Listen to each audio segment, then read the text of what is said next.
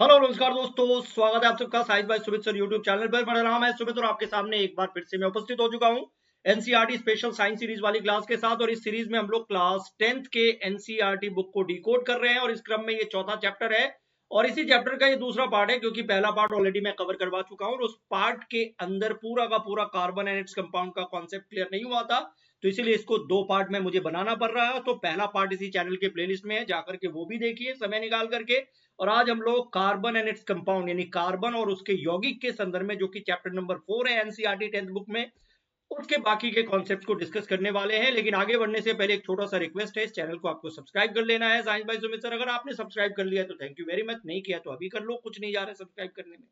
और Facebook page भी यही है साइंस बाय सुमित सर, और टेलीग्राम चैनल भी यही है, तो तीनों जगह आप कनेक्ट हो सकते हैं और सबका लिंक आपको डिस्क्रिप्शन में मिल जाएगा। तो वहीं से सीधे सीधे आप जाकर के इन सारे सिस्टम्स पे जुड़ सकते हैं और सीधे सीधे आप मुद्दे की बात करते हैं। लेकिन आगे बढ़ने से पहले फिर से मैं बोलूंगा, चैनल सब्सक्राइब करो, सेशन लाइक करो, शेयर करो और बाकी कुछ करो ना करो, स्टडी लगातार कंटिन्यूअसली आपको करते रहना चाहिए। आज का हमारा पहला टॉपिक क्या है? होमोलॉगस सीरीज की बात हम लोग करेंगे। समजातीय श्रेणी क्या होता है, इसका मतलब समान जात की श्रेणी, मतलब कुछ कंपाउंड्स का कुछ ऐसे सीरीज की बात होगी इसमें, जैसे जो एक ही ग्रुप में आता होगा उसमें कुछ कॉमनैलिटीज होगी। उदाहरण के लिए अगर मैं आपके सामने एक विजुअल आपको दिखाऊं, ये देखो, एक ग्रुप ऑफ कंपाउंड के कुछ एग्जांपल्स हैं, एल्कोहलिक कंपाउंड्स है। जैसे पहला आप देख रहे हैं यहाँ पे, एक कार्बन वाला, ये एक एल्कोहल है, this is something methyl alcohol, पहला कैटेगरी हो गया। इसी सीरीज में तो दूसरा कंपाउंड है, ये दो कार्बन वाला एल्कोहल ही है, इथाइल एल्कोहल कहते हैं। इसी सीरीज में जो तीसरा कंपाउंड है, मतलब एक तरीके से कॉन्टिन्यूअस सीरीज है, methyl alcohol, ethyl alcohol, propyl alcohol, इसी तरीके से ये आगे बढ़ेगा। तो ये एक ही ग्रुप के हैं। इसमें कॉमन क्या है? फंक्शनल ग्रुप एल्कोहल कॉमन है, एक ही ग्रुप में सारे एल्कोहल है। किसी में ऐसा नहीं कि किसी में एसिड है और किसी में एसिड एल्कोहल है, सब में एल्कोहल है। लेकिन ये पहला मेंबर है तो ये दूसरा तीसरा ऐसे करके 1 2 3 करके आगे बढ़ रहा है। तो सबसे कॉमन चीज है होमोलोगस सीरीज में पहचानने को, मतलब कि ये होमोलोगस सीरीज में आएगा या नहीं आएगा ये सारे कंपाउंड, पहले और दूसरे, मतलब दो लगातार कॉन्जिक्यूटिव मेंबर्स के बीच में जो अंतर होता है ना, ये CH2 एटम का अंतर होता है। अब देखो, अगर इसमें आप देखोगे CH3OH, एक कार्बन, तीन हाइड्रोजन और एक हाइड्रोजन इधर, चार हाइड्रोजन और एक ऑक्सीजन। अगर इसमें देखेंगे क्या बढ़ गया, तो C2H5OH, यानी कि कुल मिलाकर के पहले और दूसरे में CH2 का अंतर है। यानी कि इसमें अगर CH3OH में अगर आप CH2 जोड़ देंगे तो ये हो जाएगा C2H5, बाकी OH ऐसे ही रहेगा। फिर इसमें भी अगर आप CH2 जोड़ देंगे तो ये C3H7OH बन जाएगा। तो पहले दूसरे के बीच में जो अंतर है वही अंतर दूसरे तीसरे के बीच में है, वही अंतर तीसरे चौथे के बीच में है। तो एक कॉमनैलिटीज है। डिफरेंस क्या होता है? ऑलवेज CH2 का डिफरेंस होता है। अगर पहले नंबर और दूसरे नंबर के बीच में ये डिफरेंस आ गया तो वो समझ लीजिए होमोलोगस सीरीज के कैटेगरी में आएगा। और ये सिर्फ अल्कोहल की बात नहीं हो रही है, एसिड में हो सकता है, अल्केन में हो सकता है, अल्कीन में हो सकता है। जैसे दूसरा देखो, अब ये दूसरा एग्जाम्पल है, ये है CH4, इसमें कोई ऐसा फंक्शनल ग्रुप नहीं है, ये सीधा हाइड्रोकार्बन है। और अगला सीरीज है C2H6, तो एक कार्बन चार हाइड्रोजन, दो कार्बन छह हाइड्रोजन। तो पहले और दूसरे में अंतर क्या है? क्या बढ़ गया? CH4 में अगर आप CH2 जोड़ देंगे तो ये C2H6 हो जाएगा। CH2 में फिर CH2 जोड़ देंगे, C2H6 में CH2 जोड़ देंगे तो ये C3H8 बन जाएगा, है ना? तो यही तो है होमोलोगस सीरीज। ऐसे और भी हो सकते हैं। ये तीसरा एग्जांपल आप देख लो, ये C2H2 है, अल्कीन है, इथीन ग्रुप है। तो अब दो कार्बन एटम वाला ये हाइड्रोकार्बन है, एक तरीके से अनसैचुरेटेड हाइड्रोकार्बन। अब इसी में तीसरे कार्बन यानी अगले सीरीज की तरफ हम बढ़ेंगे तो ये C3H4 हो गया। तो पहले और दूसरे में CH2 का अंतर है, तो CH2 कॉमन है। अच्छा, एक और बात इसमें आपसे पूछा जा सकता है कि अगर कोई होमोलोगस सीरीज है, मान लीजिए मीथेन इथेन है, तो मीथेन और इथेन के बीच अंतर क्या है? CH2 का अंतर है, ठीक है। इथेन प्रोपेन के बीच में CH2 का अंतर है। लेकिन मीथेन इथेन के बीच में मास का कितना अंतर होगा? यानी होमोलोगस सीरीज में जो कॉन्जिक्यूटिव मेंबर्स है, पहला मेंबर है मान लीजिए मीथेन और दूसरा है इथेन, तो पहले और दूसरे मेंबर के बीच में मास का कुछ डिफरेंस होगा, आप कहेंगे हाँ डिफरेंस होगा। तो मास का डिफरेंस कितना होगा? जितना इसका मास है। CH2 का डिफरेंस मतलब CH2 के मास का डिफरेंस। अगर मैं CH2 का मास निकालूं तो कैसे निकाल सकता हूं? कार्बन 12 एटॉमिक मास और 2 हाइड्रोजन 2, तो 14 यूनिट का डिफरेंस है। यानी अगर इसका मास कुछ है x है तो अगले का मास x प्लस 14, उसके अगले का मास x प्लस 14 प्लस 14, है ना। यानी अगर मैं एल्कोहल की बात कर रहा हूं तो पहले मेंबर का मास कुछ है, जैसे मान लो पहले मेंबर का मास है 20, तो दूसरे मेंबर में 14 जोड़ दो, फिर तीसरे मेंबर में और उसमें 14 जोड़ दो, है ना। तो 14 का अंतर होता है, ठीक है ना। तो ये दोनों पॉइंट आपको याद रखना है, और आपको पहचानने के लिए अगर पूछा जाएगा कि ये मतलब होमोलोगस सीरीज में ये आते हैं या नहीं आते हैं, तो देखो पहले और दूसरे मेंबर के बीच में क्या CH2 का डिफरेंस है? अगर है तो वो होमोलोगस सीरीज में आएंगे। और अगर कोई फंक्शनल ग्रुप लगा हुआ है तो सेम फंक्शनल ग्रुप होना चाहिए। जैसे कि यहाँ पे आप देख लो, एल्कोहल है तो सब में एल्कोहल है, ये नहीं कि इसमें एल्कोहल है और इसमें एसिड है तो फिर तो ये एक ग्रुप में आएगा ही नहीं, है ना। तो यहाँ पे एग्जाम्पल के साथ ये लिख दिया गया है CH3OH, यानी methyl alcohol, ethyl alcohol, propyl, butyl and so on. इनके रासायनिक गुणधर्मों में अत्यधिक समानता है। किसके कारण भाई साहब? एल्कोहल के कारण, क्योंकि अल्टीमेटली ये एल्कोहल है तो एल्कोहल वाला बिहेवियर दिखाएगा। पहला वाला कुछ और अल्कोहल, दूसरा वाला कुछ और अल्कोहल, लेकिन है तो अल्कोहल ही।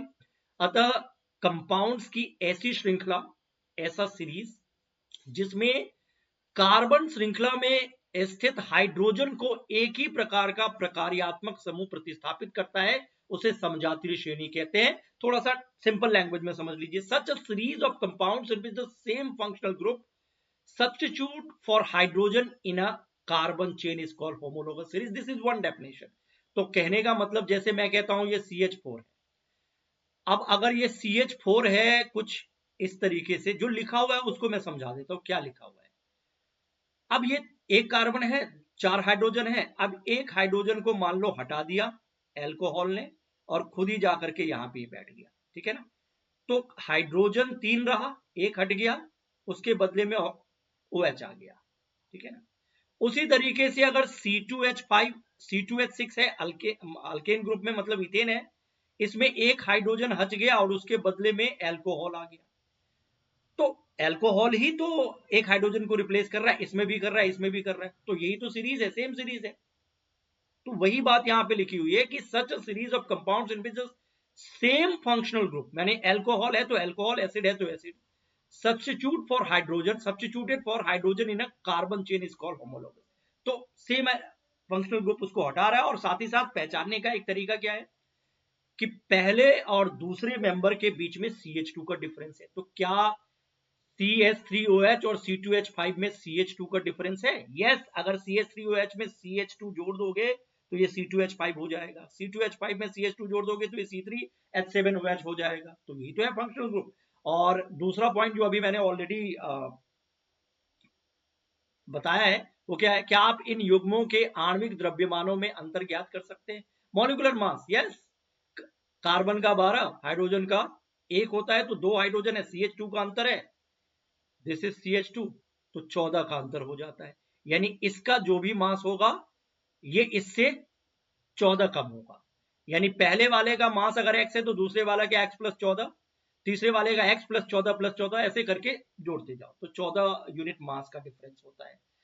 अब ये हमने देखा कि एक ही तरह के सीरीज में ये आते हैं, एक ही जैसे मेंबर है ये, ऐसे में इसके रासायनिक गुण में काफी हद तक समानता होती है, क्योंकि जैसे अल्केन है तो सारा अल्केन ही होगा, एल्कोहल है तो सारा एल्कोहल ही होगा। लेकिन पहला अल्केन और दूसरा अल्केन, दूसरा और तीसरा अल्केन, इनके मास में इंक्रीमेंट होता जाता है ना। इसका मास अगर कुछ है तो इसका मॉलिक्यूलर मास और ज्यादा, 14 बढ़ता जाता है, इसका और ज्यादा, और मास ज्यादा होगा तो भारीपन बढ़ेगा, मेल्टिंग पॉइंट, बॉइलिंग पॉइंट बढ़ जाएगा, तो फिजिकल प्रॉपर्टी में डिफरेंस आ सकता है। इसीलिए ये भी एक पॉइंट है होमोलोगस सीरीज में आपसे ये पूछा जा सकता है कि जब किसी हम होमोलोगस सीरीज में मॉलिक्यूलर मास के बारे में जानना चाहते हैं तो ऑब्वियसली पहले वाले का जो मास होता है दूसरे वाले का उससे 14 ज्यादा होता है, बढ़ता जाता है, तीसरे वाले का उससे और 14 ज्यादा होता है। तो सीरीज में बढ़ने के क्रम में मॉलिक्यूलर मास बढ़ता जाता है, और मॉलिक्यूलर मास बढ़ने के कारण फिजिकल प्रॉपर्टीज भौतिक गुणधर्म में क्रमबद्धता दिखाई देती है। मतलब एक तरीके से आप कह सकते हैं as the molecular mass increases in any homologous series gradation in physical properties is seen. ऐसा इसलिए होता है क्योंकि आणविक द्रव्यमान के बढ़ने के साथ साथ मेल्टिंग पॉइंट या बॉइलिंग पॉइंट में वृद्धि होती है। तो पहले मेंबर का जो मेल्टिंग या बॉइलिंग पॉइंट होगा, दूसरे मेंबर का मेल्टिंग पॉइंट बॉइलिंग पॉइंट बढ़ जाएगा, तीसरे का उससे भी ज्यादा हो जाएगा क्योंकि मॉलिक्यूलर मास बढ़ रहा है। तो फिजिकल प्रॉपर्टी में थोड़ा सा चेंज आ गया। किसी विशेष सॉल्वेंट में, किसी विशेष विलायक, विलायक मतलब सॉल्वेंट जो किसी चीज को डिसॉल्व कर ले। अगर पानी में चीनी मिला दे तो चीनी सॉल्यूट है और पानी सॉल्वेंट है। तो किसी सॉल्वेंट में सॉल्युबिलिटी जैसे भौतिक गुणधर्म भी इस प्रकार की क्रमबद्धता दिखाते हैं। ठीक है ना। मतलब कि कोई सॉल्वेंट है, कोई एक लिक्विड है जो किसी दूसरे पदार्थ को अपने में डिसॉल्व कर सकता है, और कितना डिसॉल्व कर सकता है, उसकी कैपेसिटी क्या है, उसको सॉल्युबिलिटी कहते हैं।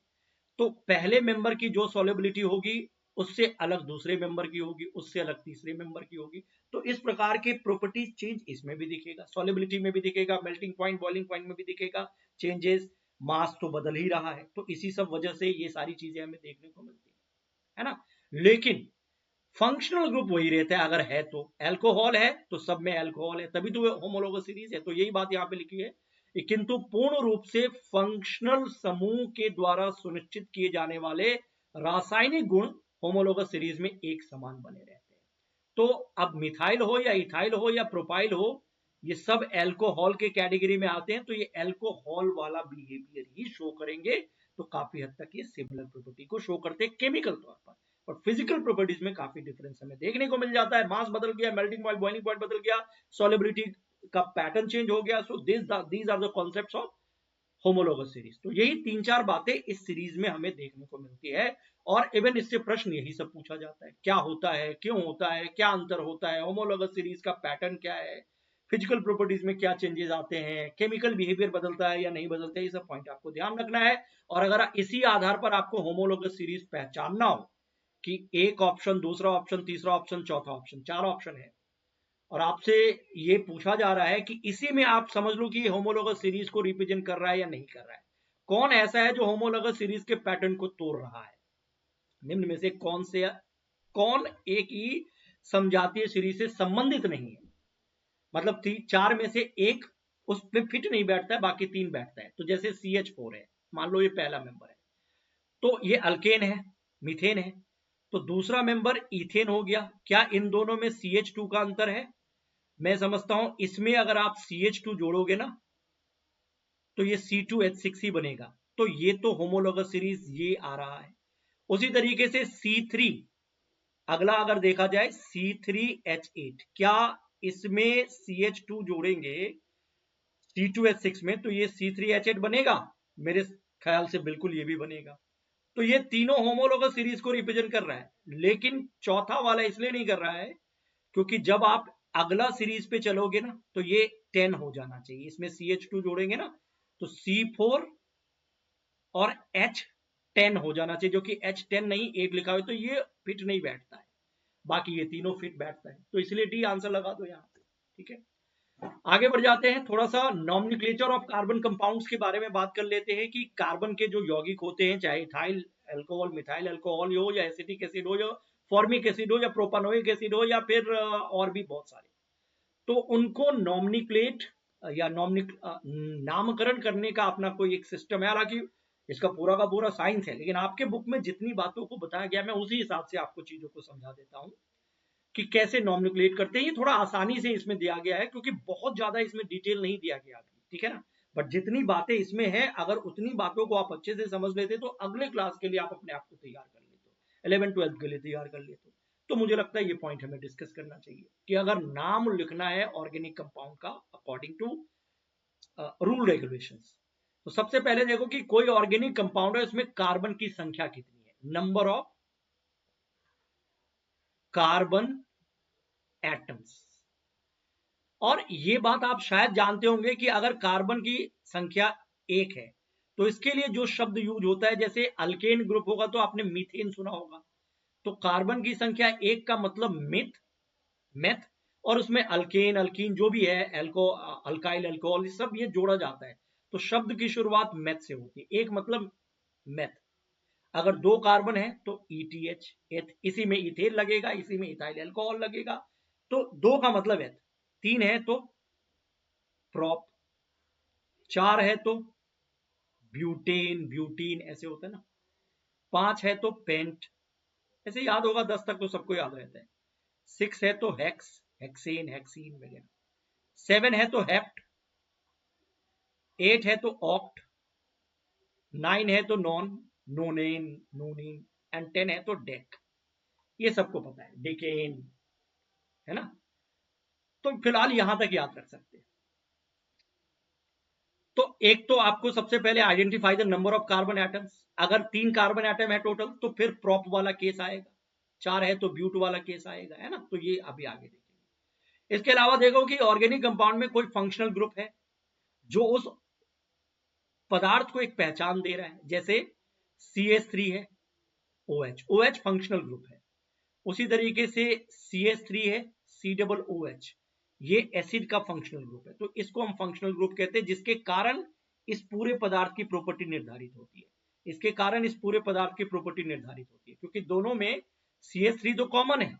इससे इस पदार्थ का नेचर डिसाइड नहीं होता CH3 से, बल्कि जो एल्कोहल है वो डिसाइड करता है कि इसके गुण क्या होंगे। एसिड जो यहाँ पे है वो डिसाइड करता है कि इसके गुण क्या होंगे।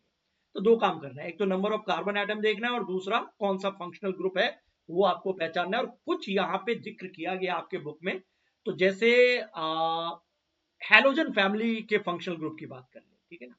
जैसे क्लोरीन ब्रोमीन आयोडीन होता है, क्लोरीन ब्रोमीन और आयोडीन हैलोजन बोलते हैं इसको, है ना। तो अगर इस तरीके से क्लोरीन ब्रोमीन इस तरीके का कुछ लगा होता है, तो पहले यही आपके लिए फंक्शनल ग्रुप है। फंक्शनल ग्रुप मतलब जो एक तरीके से हाइड्रोकार्बन में लगा हुआ होता है।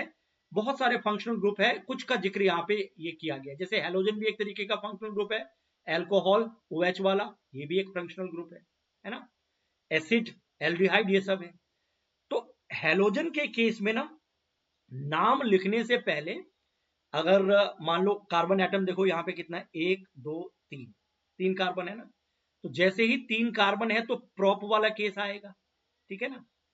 लेकिन क्लोरीन ब्रोमीन आयोडीन में से कोई भी अगर लगा हुआ दिख जाए तो पहले प्रीफिक्स मतलब पहले लिखा जाता है क्लोरो ब्रोमो एक्सेट्रा।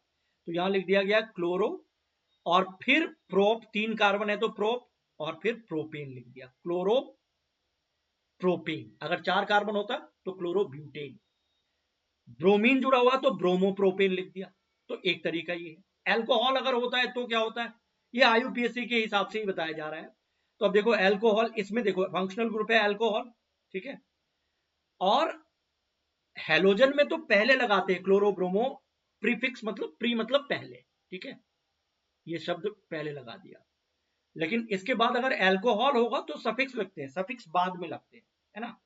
तो जो जितने भी कार्बन है, ठीक है ना, ये देखो 1 2 3, 3 है तो प्रोप, ठीक है। प्रोपेन वाला है, एल्केन होता है तो प्रोपेन होता है ना ऐसे। तो इसमें आपको क्या करना है, लास्ट में यहां पे OL लगा देना है, प्रोपेनॉल। अगर 4 कार्बन होता है तो ब्यूटेनॉल, पेंटेनॉल, OL बाद में लगा दिया। तो ये हो गया एल्कोहल से संबंधित नाम, ठीक है ना। अगर एल्डिहाइड हो, एल्डिहाइड का फंक्शनल ग्रुप क्या होता है, ये CHO। तो अब देखो यहां पे क्या है, एल्डिहाइड अगर होगा, मतलब देखा जाए तो सब में आपको सफिक्स ही लगाना, बाद में कुछ जोड़ना है। सिर्फ हैलोजन वाले में पहले लगा दिया क्लोरो ब्रोमो, इस तरीके से। एल्कोहल में OL लगाया, एल्डिहाइड में AL लगाते हैं, AL। पहले तो कार्बन को गिनो, गिनो कितना है एल्डिहाइड के कार्बन को इंक्लूड करके, तो 1 कार्बन 2 कार्बन 3 कार्बन, ठीक है ना। तो प्रोप वाला केस बनेगा।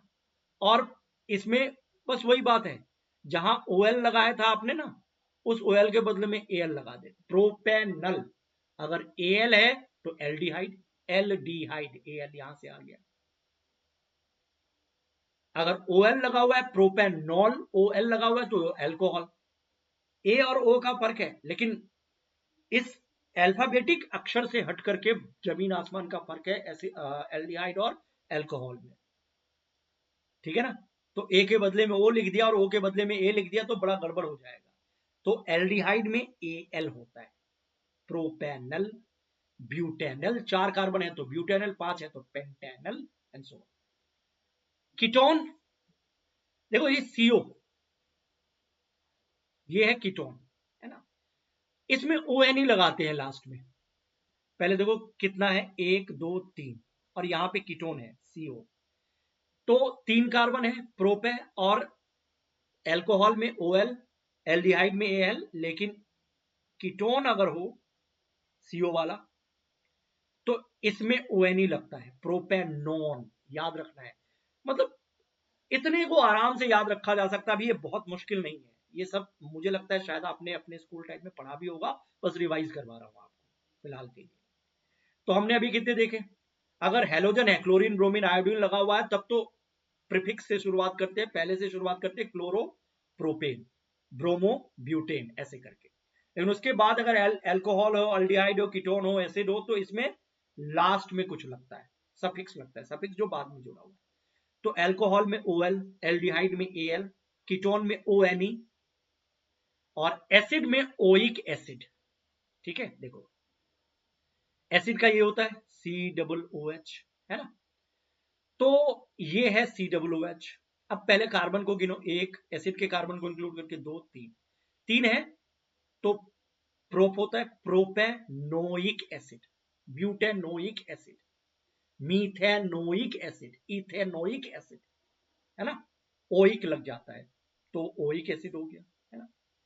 उसी तरीके से अगर अल्कीन को देखेंगे तो लास्ट में अल्केन में क्या होता है, ANE, अल्केन। अल्कीन में क्या होता है, ENE लग जाता है, ALKENE, प्रोपीन, ब्यूटीन, हेक्सीन। इसकी पहचान है कि कम से कम एक कार्बन, मतलब एक कार्बन किसी दूसरे कार्बन से डबल बॉन्ड से जुड़ा हुआ है, तो ये अनसैचुरेटेड है, ये पिछले क्लास में भी हमने पढ़ा। अल्काइंस, ये ट्रिपल बॉन्ड है तो YNE इसमें लग जाता है, प्रोपाइन, ब्यूटाइन, है ना। तो इन सारी चीजों का जिक्र साथ ही जिक्र किया गया है, तो चलो और भी होते हैं इसमें, बट अभी फिलहाल इसी पे फोकस कर लेते हैं, ठीक है ना। खास करके एल्डिहाइड में एल लगता है, कीटोन में ONE लगता है, याद रखना। एसिड का सबको पता है, methanoic, propanoic, butanoic, oic acid लगता है। अल्कीन अल्काइन तो पहले भी मैंने बता दिया है और आप अच्छे से जानते भी है, तो इसमें मुझे नहीं लगता कोई दिक्कत है। अब आगे थोड़ा सा बढ़ जाते हैं अगले पॉइंट की तरफ। कार्बन यौगिकों के कुछ केमिकल बिहेवियर, केमिकल प्रॉपर्टीज के बारे में बात करेंगे भाई साहब। ये भी अपने आप में बहुत ज्यादा इंपॉर्टेंट है, इससे सीधे सीधे प्रश्न आपके एग्जाम्स में आते रहते हैं। सो chemical properties of carbon, what exactly it means. जैसे क्या है, केमिकल रिएक्शन का पैटर्न क्या है, ऑक्सीडेशन, रिडक्शन, ये सब तो आप जानते हो ना। वैसे combustion, addition reaction, substitution reaction, ये सब आपको यहाँ पे वापस पढ़ना है ना। तो सबसे पहली चीज जो कंबशन है ना, दहन, जिसको हम कैजुअली कहते हैं जलना, किसी चीज का जलना, इट्स अ केमिकल रिएक्शन। कोयले को जलाते हैं, कार्बन डाइऑक्साइड गैस निकलती है, गर्मी और प्रकाश निकलती है, ये केमिकल रिएक्शन है। ऑक्सीजन की मौजूदगी में आप इसे, ऑक्सीजन से प्रतिक्रिया हो रहा है एक तरीके से। तो कार्बन डाइऑक्साइड, हीट, लाइट, ये दहन ही तो है। कैंडल जलाते हो, दहन ही तो है, ऑक्सीजन से रिएक्शन हो रहा है। मैग्नीशियम का फीता जलाते हो, ऑक्साइड बनता है मैग्नीशियम का, दहन ही तो है। सो ये कंबशन है। उसी तरीके से ये देखो, मीथेन है, इसको ऑक्सीजन की मौजूदगी में जलाते हो, ये कार्बन डाइऑक्साइड, पानी, हीट, लाइट यहां निकलता है। एल्कोहल है, इसको भी जलाते हो, धू धू करके जलने लगता है ना, ये सब एल्कोहल, शराब जलने लगता है ना, आग पकड़ लेता है, इसके जलने से भी कार्बन डाइऑक्साइड, पानी, हीट, लाइट ये सब निकलता है। तो दहन एक तरीके से जलने की प्रक्रिया, it's a chemical reaction, reaction with oxygen, we can see that. अपने सभी अपरूपों में कार्बन ऑक्सीजन में दहन करके ऊष्मा और प्रकाश के साथ कार्बन डाइऑक्साइड देता है। अभी इसमें जितने भी एग्जाम्पल आपने देखे, एक में सीधा कोयला कार्बन जल रहा है, दूसरे में मीथेन जल रहा है और तीसरे में एक कार्बनिक ऑर्गेनिक कंपाउंड है जो एल्कोहल है, इथाइल एल्कोहल है, ये भी ऑर्गेनिक कंपाउंड है। सब में क्या कॉमन है, ऊष्मा, गर्मी, लाइट जो भी निकलती है वो ठीक है, लेकिन गैस के तौर पर कार्बन डाइऑक्साइड निकलता है और किसी किसी में पानी भी निकलता है ना। तो ये चीज है। दहन पर अधिकांश ऑर्गेनिक कंपाउंड प्रचुर मात्रा में ऊष्मा मुक्त करते हैं, क्योंकि दहन का मतलब होता है एक तरीके का जलना। और सबसे बड़ी बात आपको क्या याद रखनी है, जो संतृप्त हाइड्रोकार्बन है ना, सैचुरेटेड, सैचुरेटेड का मतलब क्या है, alkane, single bond, methane, ethane, propane, ये सब जो होता है ना, डबल या ट्रिपल बॉन्ड वाला नहीं हो, सिंगल बॉन्ड कार्बन कार्बन के बीच में। तो कहते हैं ये जब जलता है ना, मतलब सैचुरेटेड हाइड्रोकार्बन जब जलता है ना, तो इससे क्लीन फ्लेम निकलता है, नो कचरा, ठीक है ना। लेकिन अगर अनसैचुरेटेड, अनसैचुरेटेड मतलब अल्कीन, अल्काइन, असंतृप्त हाइड्रोकार्बन जलता है, जिसमें मान लो डबल बॉन्ड हो कार्बन कार्बन के बीच में, या फिर ट्रिपल हो, दोनों अनसैचुरेटेड है ना, इनके जलने से क्लीन फ्लेम नहीं निकलता है, काले धुएं वाली पीली ज्वाला निकलती है। काले धुएं इसकी पहचान है, ये पूछा जा सकता है, याद रखना है आपको, ठीक है। तो सैचुरेटेड क्लीन फ्लेम, अनसैचुरेटेड मतलब धुआं टाइप का काला धुआं, उतना क्लीन नहीं होता है, पीली ज्वाला निकलती है। लेकिन एक और बात है इसके संदर्भ में कि अगर देखो जलने के लिए ऑक्सीजन चाहिए ना, तभी तो ऑक्सीजन से रिएक्शन होता है, दहन बिना ऑक्सीजन के नहीं होता है। तो वायु की आपूर्ति या एयर फ्लो को अगर सीमित कर दिया जाए, जैसे सैचुरेटेड हाइड्रोकार्बन एकदम अच्छे से जल रहा है ना, कोई धुआं हुआ कचरा वचरा नहीं, मतलब धुएं के संदर्भ में बोल रहा हूं, ऑक्सीजन मिल रहा है, एयर मिल रहा है, ठीक बात है। बट ऐसा हो सकता है कि आपके पास जलने वाला पदार्थ सैचुरेटेड है लेकिन एयर नहीं मिल रहा है, एयर की आपूर्ति सीमित है, ऑक्सीजन नहीं मिल रहा है, तो वहां भी प्रॉब्लम हो सकती है। इसीलिए ये लिखा हुआ है कि however limiting the supply of air results in incomplete combustion of even saturated hydrocarbon giving a सूटी फ्लेम। यानी कि अगर सैचुरेटेड है आपके पास बट ऑक्सीजन नहीं मिल रहा है, एयर सप्लाई ठीक है, ठीक नहीं है, तो कंबशन पूरा नहीं होता है, इनकम्प्लीट होता है। और ऐसे होने से सैचुरेटेड हाइड्रोकार्बन से भी काली एक तरीके से धुएं के साथ ज्वाला निकलती है, कजली जैसी स्थिति निकलती है, तो ये हो सकता है, ठीक है, ये याद रखना है। इसके साथ साथ जो हम घर में यूज करते हैं ना, एलपीजी स्टोव वगैरह, आप देखेंगे इसके चूल्हे में ना बहुत सारे छेद बने होते हैं ऑक्सीजन एयर के लिए। घरों में उपयोग में लाई जाने वाली जो गैस होती है ना, स्टोव चूल्हा होता है, उसमें वायु जाने के लिए, वायु के लिए पर्याप्त छेद किए जाते हैं ताकि ऑक्सीजन से समृद्ध वायु अंदर जाए और ऑक्सीजन में कोई दिक्कत ना हो, ठीक है ना, और वो ईंधन जले। अगर ऑक्सीजन सप्लाई नहीं होगा तो फिर दिक्कत हो जाएगी। तो इसीलिए ऑक्सीजन समृद्ध, पर्याप्त मात्रा में ऑक्सीजन समृद्ध मिश्रण जो फ्यूल है वो जलकर एकदम से स्वच्छ नीली ज्वाला देता है। तो ऑक्सीजन बहुत एसेंशियल चीज है। इसके साथ साथ एक और बहुत एसेंशियल चीज आपको जो यहां पे समझनी चाहिए, आपने प्रैक्टिकली अनुभव किया होगा कि कुछ ऐसे पदार्थ होते हैं जिसको जब आप जलाते हैं ना, तो वो फ्लेम के साथ, ज्वाला के साथ जलता है। जैसे ये कपूर है, ठीक है ना, पूजा में यूज करते हैं ना, एकदम आग की लपेटें आपको दिखाई देती है, ज्वाला के साथ, फ्लेम के साथ ये चीज ये जलती है, ठीक है ना। एक हो गया, आप कैंडल देख लो, मोमबत्ती हो गया, मोमबत्ती है, मोमबत्ती को आप जलाते हैं तो उसमें भी ज्वाला निकलती है, फ्लेम निकलती है। ऐसे और भी हो सकते हैं, या कोई लिक्विड जैसे केरोसिन है, अल्कोहल है, इसको भी जलाते हैं तो ज्वाला के साथ ही जलता है। तो दो एग्जाम्पल आपको, एक कपूर का, एक मोमबत्ती का, वैक्स, ये और भी दो चार अपने मन से सोचो। अच्छा एक एग्जाम्पल इधर सोचो, कोयला चारकोल, कोयला कोल, जब आप इसको जलाते हैं गर्मी निकलती है, ठीक बात है, लेकिन क्या आग की लपेटें वैसे दिखती है जैसे मोमबत्ती में होता है, ज्वाला होता है? यहां नो फ्लेम का केस है। तो कुछ पदार्थ ऐसे होते हैं जिसके जलने से धू धू करके ज्वाला निकलती है, और कुछ पदार्थ ऐसे होते हैं जो जलते हैं, कंबशन होता है, आग गर्मी सब कुछ होता है, लेकिन वैसे ज्वाला नहीं निकलती। आमतौर पर दोनों तरह के पदार्थ हमारे आसपास उपलब्ध होते हैं और दोनों ईंधन के रूप में कंसीडर किए जा सकते हैं, दोनों का अपना इंपॉर्टेंस है। बट सीधी सीधी बात, साइंस आपको समझना है तो ऐसे समझ लो कि वो पदार्थ फ्लेम प्रोड्यूस करता है जो जलने के दौरान वेपोराइज हो जाए। जैसे मोम की बात करता हूं, ठीक है। वैक्स अभी क्या है, ये सॉलिड है, जमा हुआ है ना। जब आप इसमें आग लगा देते हो माचिस की तीली से या किसी भी तरीके से, तो आग लगता है। गर्मी, गर्मी के कारण ये मोम पिघलने लगता है थोड़ा थोड़ा।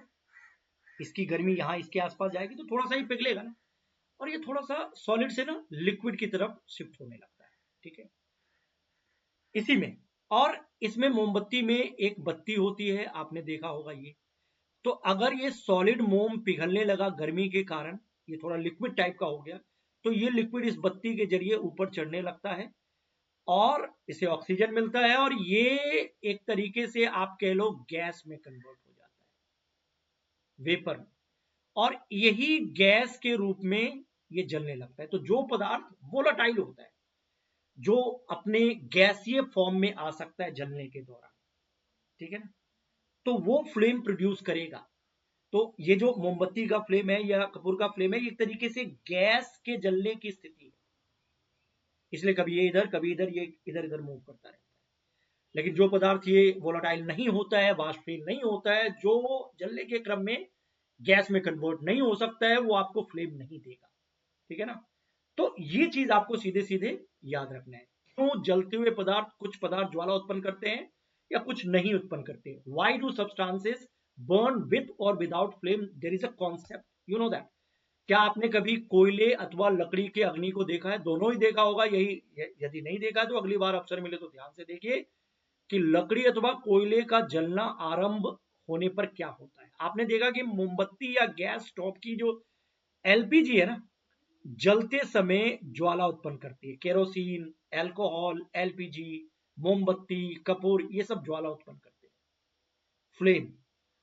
यद्यपि आप देखेंगे कि अंगीठी में जलने वाला कोयला या तारकोल जो होता है ना, कभी कभी लाल रंग के समान उज्जवल होता है, लेकिन ज्वाला नहीं होता है। गर्मी होती है प्रॉपर, फ्लेम नहीं होता है। ऐसा इसलिए, अब देखो जो मैंने बोला था, ये यहां से लाइन लिख लो। ऐसा इसलिए क्योंकि केवल गैसीय पदार्थों के जलने पर ही ज्वाला उत्पन्न होती है। ओनली, क्या लिखा हुआ है, this is because a flame is only produced when gaseous substances burn। अब मोमबत्ती सॉलिड है, उसको जब आप जलाते हो तो बेसिकली वो पिघलता है। पिघलने के क्रम में वो वेपर बनता है, गैस बनता है, और फिर उसका वेपर जलता है, गैस जलता है ना। कपूर के साथ भी यही होता है, कोयले में ये नहीं होता है। तो लकड़ी या तारकोल जलाने पर उपस्थित वाष्पशील पदार्थ वाष्पीकृत हो जाते हैं, तथा शुरू में ज्वाला के साथ जलते हैं, बाद में नहीं, ठीक है ना। क्योंकि जो एक बार अगर थोड़ा बहुत था भी, वेपर बना, ठीक है, लेकिन बाद में कहा कंटिन्यूस तो नहीं होगा, ये मोमबत्ती के साथ हो सकता है। गैसीय पदार्थों के परमाणुओं को ताप देने पर एक दीप्त ज्वाला दिखाई देती है। तो जो गैसीय रूप में जलते हैं ना, वही ज्वाला दिखाई देता है, तथा उज्जवल होना आरंभ करती है। प्रत्येक तत्व के द्वारा उत्पन्न रंग उस तत्व का अभिलाक्षणिक गुण होता है। गैस स्टोव की ज्वाला में तांबे के तार को जलाने का प्रयास कीजिए तथा इसके रंग का परीक्षण कीजिए। ये करना नहीं है, ऐसे छोड़ दो। आपने देखा होगा कि अपूर्ण दहन से कज्जल या काली राख जैसी स्थिति उत्पन्न होती है, जो कार्बन होता है। इसके आधार पर आप मोमबत्ती के पीले रंग की ज्वाला को कारण क्या बताएंगे। देखो, ज्वाला का केस मैंने आपको 8th क्लास के बुक में बताया था। अभी ज्वाला या फ्लेम का स्ट्रक्चर डिस्कस करना नहीं है, इस में नहीं है, इस सिलेबस में नहीं है। फ्लेम का डिटेल मैंने आपको बताया था, पीला वाला क्या होता है, नीला वाला हिस्सा क्या होता है, और थोड़ा नीचे की तरफ जो ब्लैक वाला जोन होता है ना, उसका क्या मतलब होता है, इनकम्प्लीट कंबशन का क्या मतलब है, कंप्लीट कंबशन का क्या मतलब है। तो 8th क्लास के बुक में है, और वो मैंने पूरा बताया है एक चैप्टर में। पूरे 8th क्लास के सारे चैप्टर्स को मैंने कवर करवा दिया गया, तो इसी चैनल के प्लेलिस्ट में आपको वो मिल जाएंगे, वो भी आप देख सकते हैं। फिलहाल मुझे बस इतना बताना था रिवाइज करवाने के लिए कि क्यों कोई पदार्थ फ्लेम के साथ जलता है और कोई पदार्थ नहीं जलता है। तो बेसिकली गैसीय रूप में फ्लेम प्रोड्यूस होता है। इवन सॉलिड पदार्थ भी है, और वो लिक्विड में कन्वर्ट हुआ, फिर लिक्विड से गैस में कन्वर्ट हुआ, फिर वो गैसीय रूप में अगर जलेगा तो फ्लेम देगा, है ना। ठीक है, तो ये केस आपको याद रखना है। कोयला पेट्रोलियम की बात कर ले, इसका भी टॉपिक 8th में पूरा डिटेल में बताया गया है। अभी थोड़ा सा रिवीजन के लिए इस 10th क्लास के बुक में ये दिया गया, तो थोड़ा सा मैं आपको बता देता हूँ, ऑल दो डिटेल्स 8th क्लास के बुक में मैंने बताया। ठीक है ना। कोयला या पेट्रोलियम सब कार्बन के ही तो प्रोडक्ट है एक तरीके से देखे जाए तो। इसका निर्माण जो हुआ ना, ये बायोमास से हुआ। कोयला पेट्रोलियम कैसे बना? कोयला पेड़ पौधों से बना, पेट्रोलियम पेड़ पौधे या जीवों के अवशेष से बना है। इनको जीवाश्म ईंधन ही तो कहते हैं, जीवों के अवशेष वाले ईंधन मिलियन वर्ष के प्रभाव से ये बनते हैं। तो कोयला तथा पेट्रोलियम का निर्माण बायोमास से हुआ है, जो विभिन्न जैविकीय तथा भूवैज्ञानिक प्रक्रियाओं पर निर्भर करते हैं। So coal and petroleum have been formed from biomass which has been subjected to various biological and geological processes. You know that. कोयला लाखों वर्ष पुराने वृक्षों, फर्न तथा अन्य पौधों के अवशेष है। डिटेल बताया गया है। प्लांट से बनते हैं। संभवतः क्या होता है, जैसे मान लो पेड़ पौधे हैं बहुत सारे, और वहां भूकंप आया, ज्वालामुखी फट गया, कुछ ऐसी चीजें हुई जिसके कारण सब तहस नहस हो गया। जिसके कारण क्या हुआ, ये पेड़ पौधे है ना, ये धरती में चट्टानों की परतों के नीचे दब गए। कोयले का निर्माण कैसे होता है? कार्बोनाइजेशन जिसको हम कहते हैं। और धीरे धीरे ये क्षय होकर के कोयला बन गए। मतलब लाइक दिस, ये था कभी इस तरीके का अस्तित्व था, कुछ ऐसा हुआ, ये टूट फूट के गिर गया, भूकंप, ज्वालामुखी, कुछ भी हो सकता है। फिर ये दबने लगा, प्रेशर बढ़ने लगा और बढ़ने लगा, हाई प्रेशर हाई टेम्परेचर, धीरे धीरे ये कार्बोनाइजेशन प्रोसेस से कोल में कन्वर्ट हो गया और मिट्टी में दबा हुआ है, और यहां से कोल आप निकालते हैं। Due to high temperature and pressure coal was form over the millions year. ये मैंने तो 2 सेकंड में बता दिया, लेकिन ये होने में मिलियंस ईयर का समय लगता है। जीवों के अवशेष यानी पेड़ पौधों से बने, जीवाश्म ईंधन आप इसे कहते हैं। इसी तरीके से पेट्रोलियम भी बेसिन में बनता है, समंदर में बनता है। तो कोयला प्लांट से बन गया, लाखों वर्षों के प्रोसेस के बाद बना।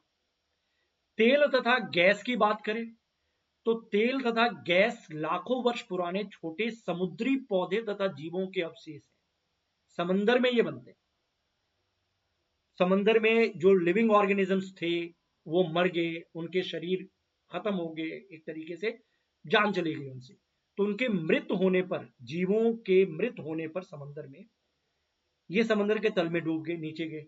और फिर धीरे धीरे अगर ये समंदर के अंदर ये कुछ डेड बॉडी है, तो धीरे धीरे इसके ऊपर गाद आने लगा और आने लगा, और मिलियंस बिलियंस इसमें भी लगता है। फिर ये conditions, high pressure high temperature का केस हुआ, और धीरे धीरे धीरे धीरे ये क्रूड ऑयल में, पेट्रोलियम में, गैस में कन्वर्ट हो गया। तो ये गाद से ढक गए। उन मृत अवशेषों पर बैक्टीरिया के आक्रमण से प्रबल दाब के कारण तेल का निर्माण हुआ। इसी बीच गाद धीरे धीरे दबकर चट्टान बन गया। चट्टानों के छिद्रित भागों से तेल तथा गैस का रिसाव हुआ और ये पानी में स्पंज की तरह फंस गए।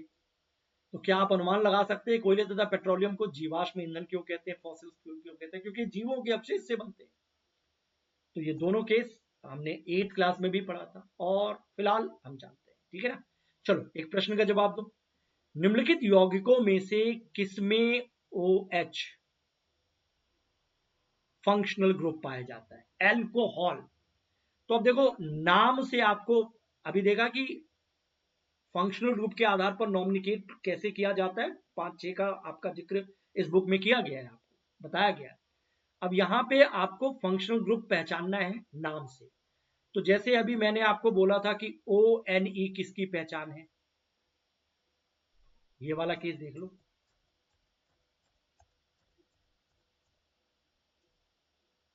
Ketone ONE। तो आपको तो एल्कोहल पहचानना है ना, बाकी सब एक बार रिवाइज कर लो। तो कुछ भी पूछा जाए इसमें तो कोई दिक्कत नहीं होगी इस प्रश्न में। OL alcohol, OL alcohol. Butanoic acid ये एसिड है, और AL एल्डिहाइड। ठीक है ना। तो यहां पे सीधा सीधा क्या आंसर हो जाएगा, फंक्शनल ग्रुप आपको वेज वाला पहचानना है, तो ऑल। ठीक है, आ गया ये वाला केस। इसमें प्रीफिक्स लगाया है और बाकी सब में हमने क्या लगाया, सफिक्स लास्ट में। एल्डिहाइड है तो एल, कीटोन है तो ONE, एसिड है तो oic acid, alkene, alkyne, these all are the important parts. चलो इसका नाम बताओ। अब देखो पहले क्या है, क्या लिखा हुआ है भाई साहब, दूसरा।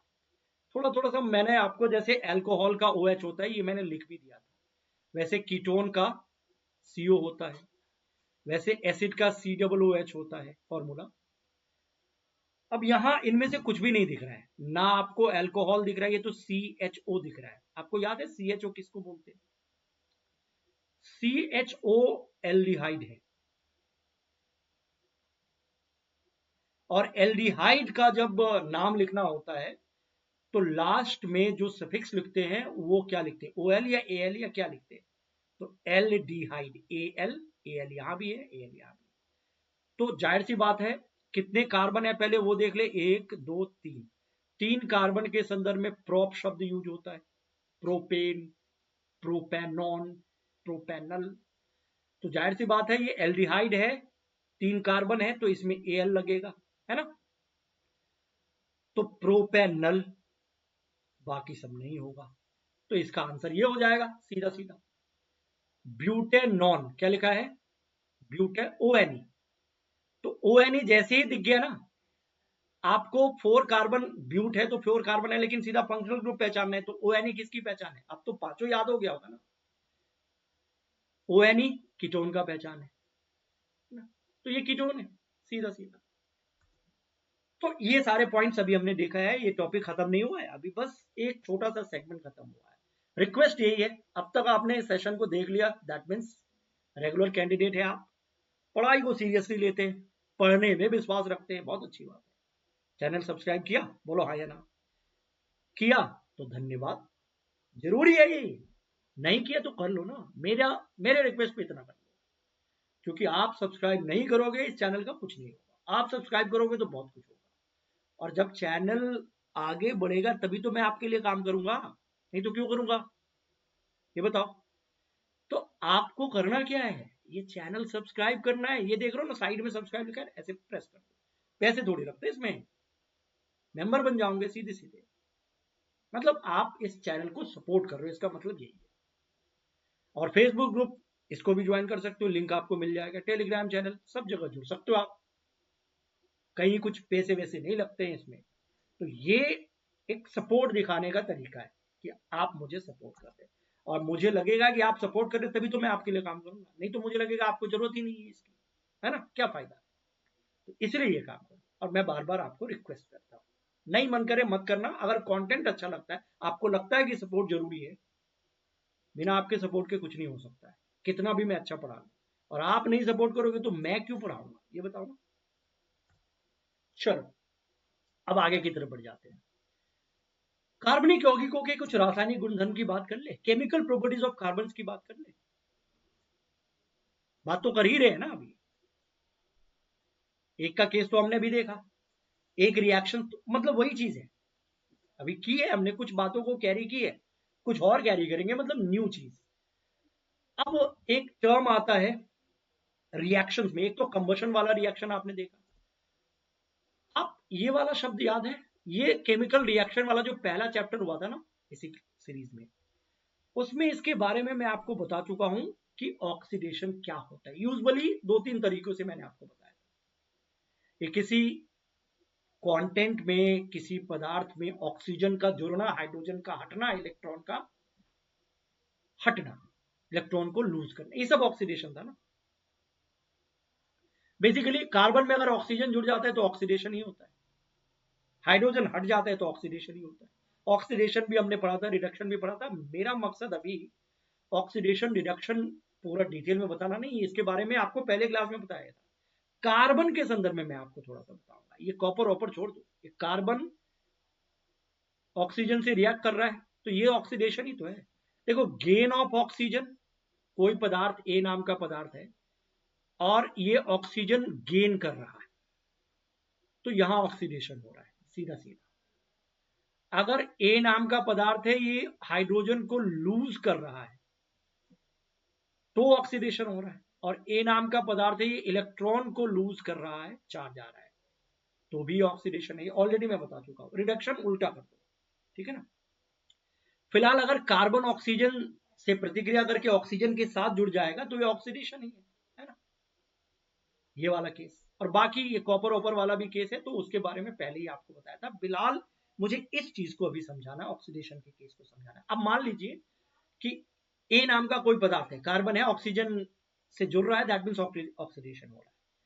अगर कोई एक ऐसा पदार्थ है, सपोज कीजिए मैं कहता हूं बी नाम का कोई पदार्थ है जो ये काम करवाता है, ठीक है ना। बी जो है ऑक्सीजन जो है ना ऐड करवाता है, सपोर्ट करता है, ये एजेंट की तरह काम करता है। ऐसा हो सकता है, बहुत सारे ऐसे पदार्थ हैं जो एजेंट की तरह काम करता है, ऑक्सीजन को ऐड करवाने में एजेंट की तरह काम करता है। खुद रिड्यूस हो रहा है लेकिन दूसरे को ऑक्सीडाइज करवा रहा है, तो इसको ऑक्सीडेशन या ऑक्सीडाइजिंग एजेंट कहते हैं, ओ ए। अगर कोई ऐसा है, तो बहुत सारे ऐसे पदार्थ हैं जो एजेंट की तरह काम करते हैं। अब इसमें फिलहाल एक रिएक्शन है, और इस रिएक्शन से कुछ पॉइंट आपको मैं समझा देना चाहता हूं ऑक्सीडेशन के संदर्भ में, और इसी से एक रिएक्शन का लिंक आपको मिल जाएगा। एक्टिविटी में क्या है, एक आपको क्या करना है, टेस्ट ट्यूब लेना है, ठीक है ना। चलो एक छोटा सा टेस्ट ट्यूब ले लिया ऐसे, और इसमें एल्कोहल डालना है, C2 ethanol, C2H5OH, ethyl alcohol डाल दिया थोड़ा सा, ठीक है, 3 ml डाल दिया। करना नहीं है, किया होगा आपने स्कूल में तो ठीक है, नहीं तो अभी आप इमेजिन कर लो कि आप एक्सपेरिमेंट कर रहे हो। अच्छा, एक परख नली में 3 ml इथेनॉल लीजिए और इसे जल उष्मक से सावधानी से गर्म करना है। इसमें इथेनॉल ले लिया, और जल उष्मक से गर्म करने का मतलब है कि पानी के कंटेनर में पानी रखा हो और पहले पानी को गर्म करो और पानी की गर्मी यहां पहुंचाओ, मतलब डायरेक्ट इसको गर्म नहीं करो, समथिंग लाइक दिस। ये है आपका एल्कोहल, ठीक है। और इसको गर्म तो करना है लेकिन इसको पानी में डाल के गर्म करना है, डायरेक्ट आग पे नहीं रखना है, नहीं तो फिर दिक्कत हो जाएगी। करो, ठीक है, कर लिया।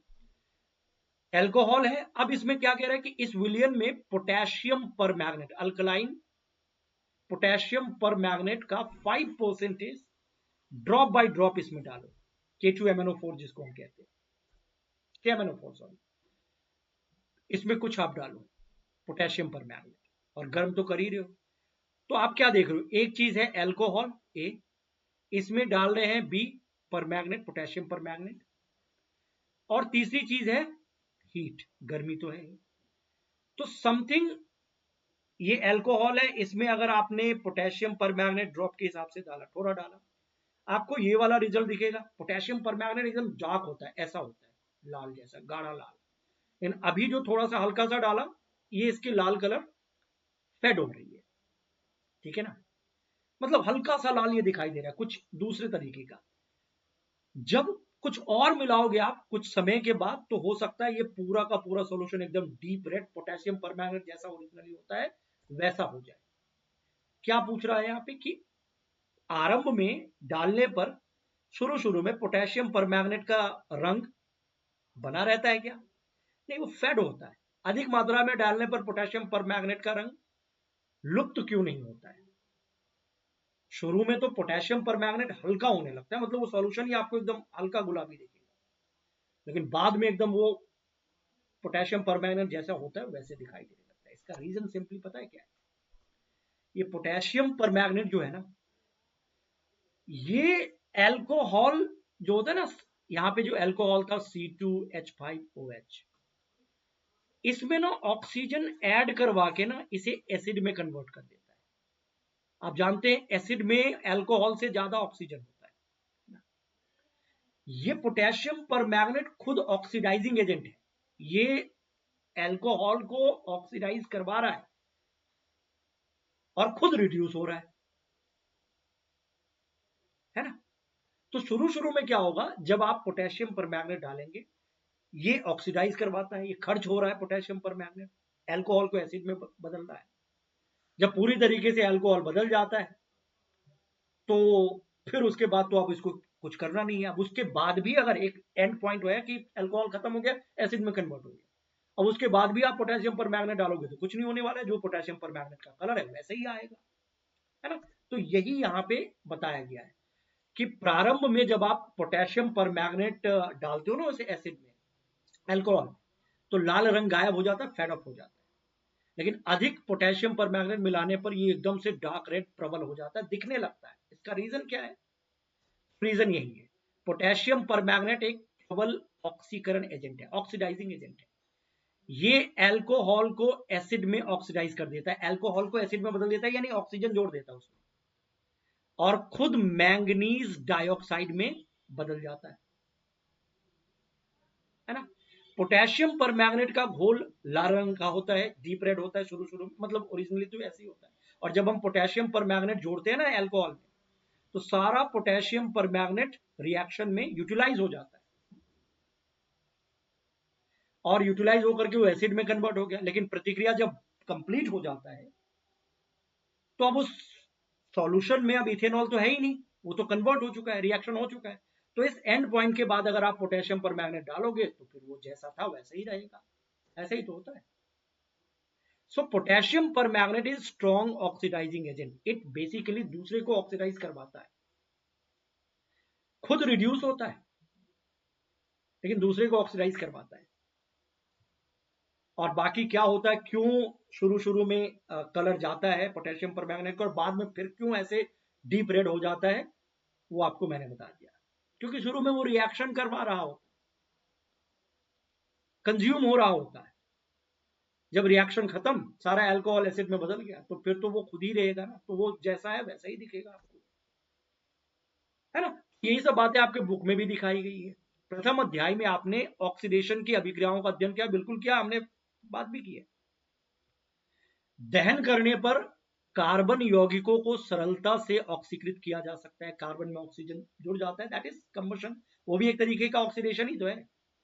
इस पूर्ण ऑक्सीकरण के अतिरिक्त ऐसी अभिक्रिया भी है जिनमें अल्कोहल को एसिड में बदला जाता है। तो एक चीज तो आपको यहां पे याद रखना है, अभी मैंने बोला अल्कोहल है, इसको एसिड में बदला जाता है, दिस इज समथिंग ऑक्सीडेशन, क्योंकि ऑक्सीजन जुड़ने की कहानी। और एजेंट के रूप में यहां पे क्या काम करता है, तो पोटेशियम परमैंगनेट और एक आध और है, थोड़ी सी गर्मी भी चाहिए। ये देखो, ये रिएक्शन यहां पे अल्कोहल था, उस परखनली में लिया था, टेस्ट ट्यूब में लिया था, और एल्कलाइन KMnO4 आपने इसमें डाला, तो फिर थोड़ा सा कलर फेड हुआ, फिर ज्यादा डाला तो वैसे जैसे अल्कलाइन का KMnO4 का अपना कलर होता है वैसे आ गया, और इसी रिएक्शन में एसिड बना ना। तो इसमें और इसमें ऑक्सीजन में अगर देखा जाए तो क्या हुआ है, अल्कोहल में ऑक्सीजन जुड़ा तभी एसिड बना, तो ये ऑक्सीडेशन है। तो यहां ऑक्सीडाइजिंग एजेंट ये है KMnO4, या फिर एसिडिफाइड पोटेशियम डाइक्रोमेट जो होता है ना K2Cr2O7, ये भी एजेंट के रूप में काम करता है। दोनों है, दोनों पूछ सकते हैं। तो हमने अभी एक्टिविटी में KMnO4 वाला एग्जाम्पल दिया है। बाकी आप देख सकते हैं कि हम देख सकते हैं कि कुछ पदार्थों में अन्य पदार्थों को ऑक्सीजन देने की क्षमता होती है, यानी ऑक्सीडाइज करवाता है, उसी को ऑक्सीकारक कहते हैं। ऑक्सीकारक मतलब ऑक्सीडाइजिंग एजेंट। क्या था यहां पे, अल्कलाइन पोटेशियम परमैंगनेट हमने अभी यूज किया, लेकिन इसके साथ साथ एसिडिफाइड पोटेशियम डाइक्रोमेट जो होता है ना K2Cr2O7, ये भी एक ऑक्सीडाइजिंग एजेंट है, ठीक है ना। ये भी ऑक्सीजन दे सकता है, अल्कोहल को एसिड में बदल सकता है, ठीक है ना। तो ऑक्सीडाइजिंग एजेंट दो हो गया, दो ऑक्सीडाइजिंग एजेंट की बात तो अभी हमने कर ली। और क्या होता है ऑक्सीडाइजिंग एजेंट, ये भी आप जानते हैं। तो एक रिएक्शन कंबशन था, दूसरा हमने अभी देख लिया ऑक्सीडेशन। रिएक्शन की बात करें तो तीसरे की बात कर ले, एडिशन रिएक्शन, इसकी भी बात कर लेते हैं। एडिशन, समथिंग एड अप, किसी चीज का जुड़ना। अब देखो, ये एक पदार्थ है डबल बॉन्ड, अनसैचुरेटेड है। डबल या ट्रिपल बॉन्ड अगर कार्बन कार्बन के बीच में दिख जाए तो ये अनसैचुरेटेड ही हुआ ना। कोई एक पदार्थ है जो अनसैचुरेटेड। अब निकल कैटलिस्ट की मौजूदगी में इसमें जब हाइड्रोजन प्रवाहित किया जाता है, तो जो जो डबल बॉन्ड आपको दिख रहा है, रिजल्ट के तौर पर जो पदार्थ बना, इसमें हाइड्रोजन एड ऑन हो गया, सिंगल बॉन्ड में कन्वर्ट हो गया, तो ये सैचुरेट हो गया। आपको पता है इसी को एडिशन रिएक्शन कहते हैं। इस काम को कैरी करने के लिए कुछ कैटलिस्ट की जरूरत होती है जो रिएक्शंस को इन्फ्लुएंस करे। कैटलिस्ट खुद रिएक्शन में भाग नहीं लेता है, बट रिएक्शन को प्रभावित करता है। रिएक्शन में तो हाइड्रोजन भाग ले रहा है। तो जैसे इस प्रोसेस में इस काम अनसैचुरेटेड को सैचुरेटेड बदलना है, तो एक तो निकेल वाला आप यहां पे देख रहे हैं, निकेल कैटलिस्ट का यूज किया जाता है, थोड़ा टेम्परेचर हाई रखना होता है। और एक पैलेडियम, ये दोनों आपसे पूछा जा सकता है। पैलेडियम तथा निकेल जैसे कैटलिस्ट की उपस्थिति में अनसैचुरेटेड हाइड्रोकार्बन में हाइड्रोजन प्रवाहित करके, हाइड्रोजन जोड़ करके इसे सैचुरेट बनाते हैं। इसको हाइड्रोजिनेशन कहते हैं, हाइड्रोजनीकरण। This is something addition reaction, something hydrogen add on करते हैं, हाइड्रोजनीकरण। अनसैचुरेटेड लिक्विड वेजिटेटिव ऑयल को इसी प्रोसेस से हार्ड सैचुरेटेड ऑयल में, डालडा में या इस तरीके के बटर जैसे कंटेंट में बदलते हैं, क्योंकि ये थोड़ा हार्ड होता है सैचुरेटेड। ठीक है ना, ये देखो ना, ये वेजिटेटिव ऑयल है, दिस इज अनसैचुरेटेड, अनएस लिख दे रहा हूं। इसमें हाइड्रोजनेशन प्रोसेस कैरी करना होता है। निकल कैटलिस्ट की उपस्थिति में थोड़ा हाई टेम्परेचर पे आप इसको हाइड्रोजन को प्रवाहित करेंगे इसमें, तो ये सैचुरेटेड में कन्वर्ट हो जाएगा, जैसे बटर जैसा होता है ना, मार्गरीन समथिंग, उस तरीके से प्रोडक्ट में कन्वर्ट हो जाएगा, जिससे इसके गुण इससे अलग हो जाते हैं, स्वाद टेक्सचर सब बदल जाते हैं। ऐसा किया जाता है। इसके लिए कैटलिस्ट की जरूरत होती है। और कैटलिस्ट क्या होता है, मैंने अभी बोला कि कैटलिस्ट वो पदार्थ होते हैं, जैसे निकेल है, पैलेडियम है, ये सब कैटलिस्ट है। ये रिएक्शन में भाग नहीं लेते, लेकिन रिएक्शंस के रेट को इन्फ्लुएंस करते हैं। तो कैटलिस्ट वो पदार्थ होते हैं जिसके कारण अभिक्रिया डिफरेंट रेट से आगे बढ़ती है, कभी तेज, कभी ज्यादा तेज, कभी स्लो, इस तरीके से। ठीक है ना, तो जो अभिक्रिया को प्रभावित नहीं करते, मतलब जो भाग नहीं, इसका मतलब ये हुआ कि अभिक्रिया को इन्फ्लुएंस तो करते हैं, उसकी रेट को बढ़ाते घटाते हैं, लेकिन खुद भाग नहीं लेते, इसका मतलब ये। निकेल उत्प्रेरक का उपयोग साधारणतः वेजिटेटिव ऑयल, वनस्पति जो पेड़ पौधों से तेल बनाए जाते हैं, वेजिटेटिव ऑयल के हाइड्रोजनेशन में किया जाता है। What is this? This reaction is commonly used in hydrogenation of vegetative oil using nickel catalyst, जिससे कि ये तेल वाला, लिक्विड वाला फॉर्म थोड़ा हार्ड सैचुरेटेड फैट में कन्वर्ट हो जाता है। वनस्पति तेलों में साधारणतः लंबी असंतृप्त कार्बन श्रृंखलाएं होती है, जबकि एनिमल फैट सैचुरेटेड, जो हार्ड फैट होता है ना, वो सैचुरेटेड होता है। ऑल्दो सैचुरेटेड फैट हमारे लिए बहुत अच्छा नहीं होता हार्ट के लिहाज से। अनसैचुरेटेड फैट को कंपैरेटिवली थोड़ा ठीक माना जा सकता है हार्ट के लिहाज से। घी और सरसों तेल में घी को अच्छा नहीं बोला जा सकता है कोलेस्ट्रॉल पॉइंट ऑफ व्यू से, वो बायोलॉजी का अपना केस है। बाकी सरसों तेल, सूरजमुखी का तेल, ये अनसैचुरेटेड है। ऐसे और भी बहुत सारे तेल होते हैं और उसको सैचुरेट किया जा सकता है हाइड्रोजनेशन के जरिए, जिससे स्वाद वगैरह बदलते हैं। कमर्शियल तौर पर खूब इसका यूज होता है।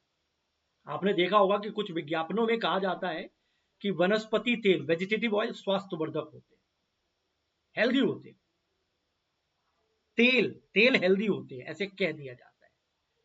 सफोला ऑयल, पता नहीं क्या क्या बोलते हैं, है ना, एड वैड में देखा होगा। लेकिन एनिमल फैट जो होते हैं ना, वो सैचुरेटेड होते हैं, घी, चर्बी, है ना, इसको हेल्थ के लिए इतना अच्छा नहीं माना जाता। और भोजन पकाने के लिए असंतृप्त वसा अम्लों वाले तेलों का उपयोग करना चाहिए, यानी कि ऑयल इज कंपैरेटिवली बेटर। हालांकि मैं ये नहीं कह रहा हूं कि ऑयल बेटर है तो ऑयल पीना शुरू कर दिया। हार्ट के लिए जो बैड कोलेस्ट्रॉल होता है, ठीक है ना, वो बैड कोलेस्ट्रॉल अनसैचुरेटेड फैट के कारण नहीं, बल्कि सैचुरेटेड फैट, एनिमल फैट के कारण बॉडी में बढ़ता है और वो फिर हार्ट ब्लॉकेज की तरफ ले जाता है। तो तेल कंपैरेटिवली ठीक होगा घी के तुलना में, एनिमल फैट के तुलना में, सैचुरेटेड फैट के तुलना में, ऐसे मैं कह सकता हूं। बाकी इसकी अपनी कहानी। अब एक और पॉइंट है, रिएक्शन तीसरा अभी आपने पढ़ा ना, ये एडिशन रिएक्शन पढ़ा है। पहला था कंबशन, दूसरा था ऑक्सीडेशन, तीसरा एडिशन। अभी ये सब रिएक्शन ही, केमिकल बिहेवियर ही तो पढ़ रहे हैं। अब चौथा आपके सामने आ गया, सब्स्टिट्यूशन, प्रतिस्थापन। मतलब कुछ ऐसा होता है कि एक पदार्थ दूसरे को हटा के खुद जाके बैठ जाता है वहां पे। जैसे ये CH4 है ना, इसमें से रिजल्ट क्या हुआ रिएक्शन में? CH3 है, 4 में से 3 हाइड्रोजन है, लेकिन एक हाइड्रोजन हट गया और उसके बदले में क्लोरीन आ गया। तो इस HCl का Cl ना हाइड्रोजन को सब्स्टिट्यूट करके एक तरीके से एक नया प्रोडक्ट बना दिया। तो जो सैचुरेटेड हाइड्रोकार्बन होते ना, मतलब methane, ethane, propane, comparatively unreactive होता है। तो सैचुरेटेड हाइड्रोकार्बन अनरिएक्टिव होते हैं तथा अधिकांश अभिकर्मकों की उपस्थिति में अक्रिय ही रहते हैं। मतलब saturated hydrocarbon are fairly unreactive usually and are inert in the presence of most reagent, क्योंकि ये स्टेबल ही है ना, इसके पास जो है पूरा का पूरा सारा कुछ है, तो इनएक्टिव टाइप के होते हैं। कभी कभी ये रिएक्शन शो करते हैं, हालांकि कब करते हैं? सूर्य के प्रकाश की उपस्थिति में अति तीव्र अभिक्रिया में, क्विक रिएक्शन में क्लोरीन जो है ना, क्लोरीन हाइड्रोकार्बन में एसोसिएट हो जाता है, इसमें ये आ जाता है, जुड़ जाता है।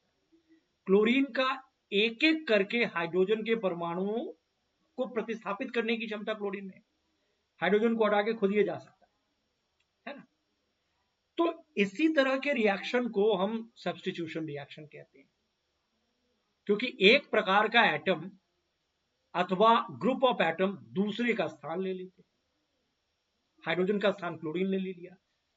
साधारणतः उच्च समजातीय एल्केन के साथ अनेक उत्पादों का निर्माण होता है। Number of products are usually formed with a higher homologous alkane. Homologous alkane मतलब मीथेन, इथेन, प्रोपेन, ये सब है ना, हायर। या फिर ऐसे और भी आगे जाओ, ब्यूटेन, हेक्सेन, पेंटेन, ये सब एल्केन हो गया। तो इससे बहुत सारे प्रोडक्ट बन जाएंगे इस तरीके के रिएक्शन से। तो दिस इज द केस। अब कुछ महत्वपूर्ण कार्बनिक यौगिक की अगर बात करें तो दो यौगिकों की बात यहां पे स्पेशली की गई है।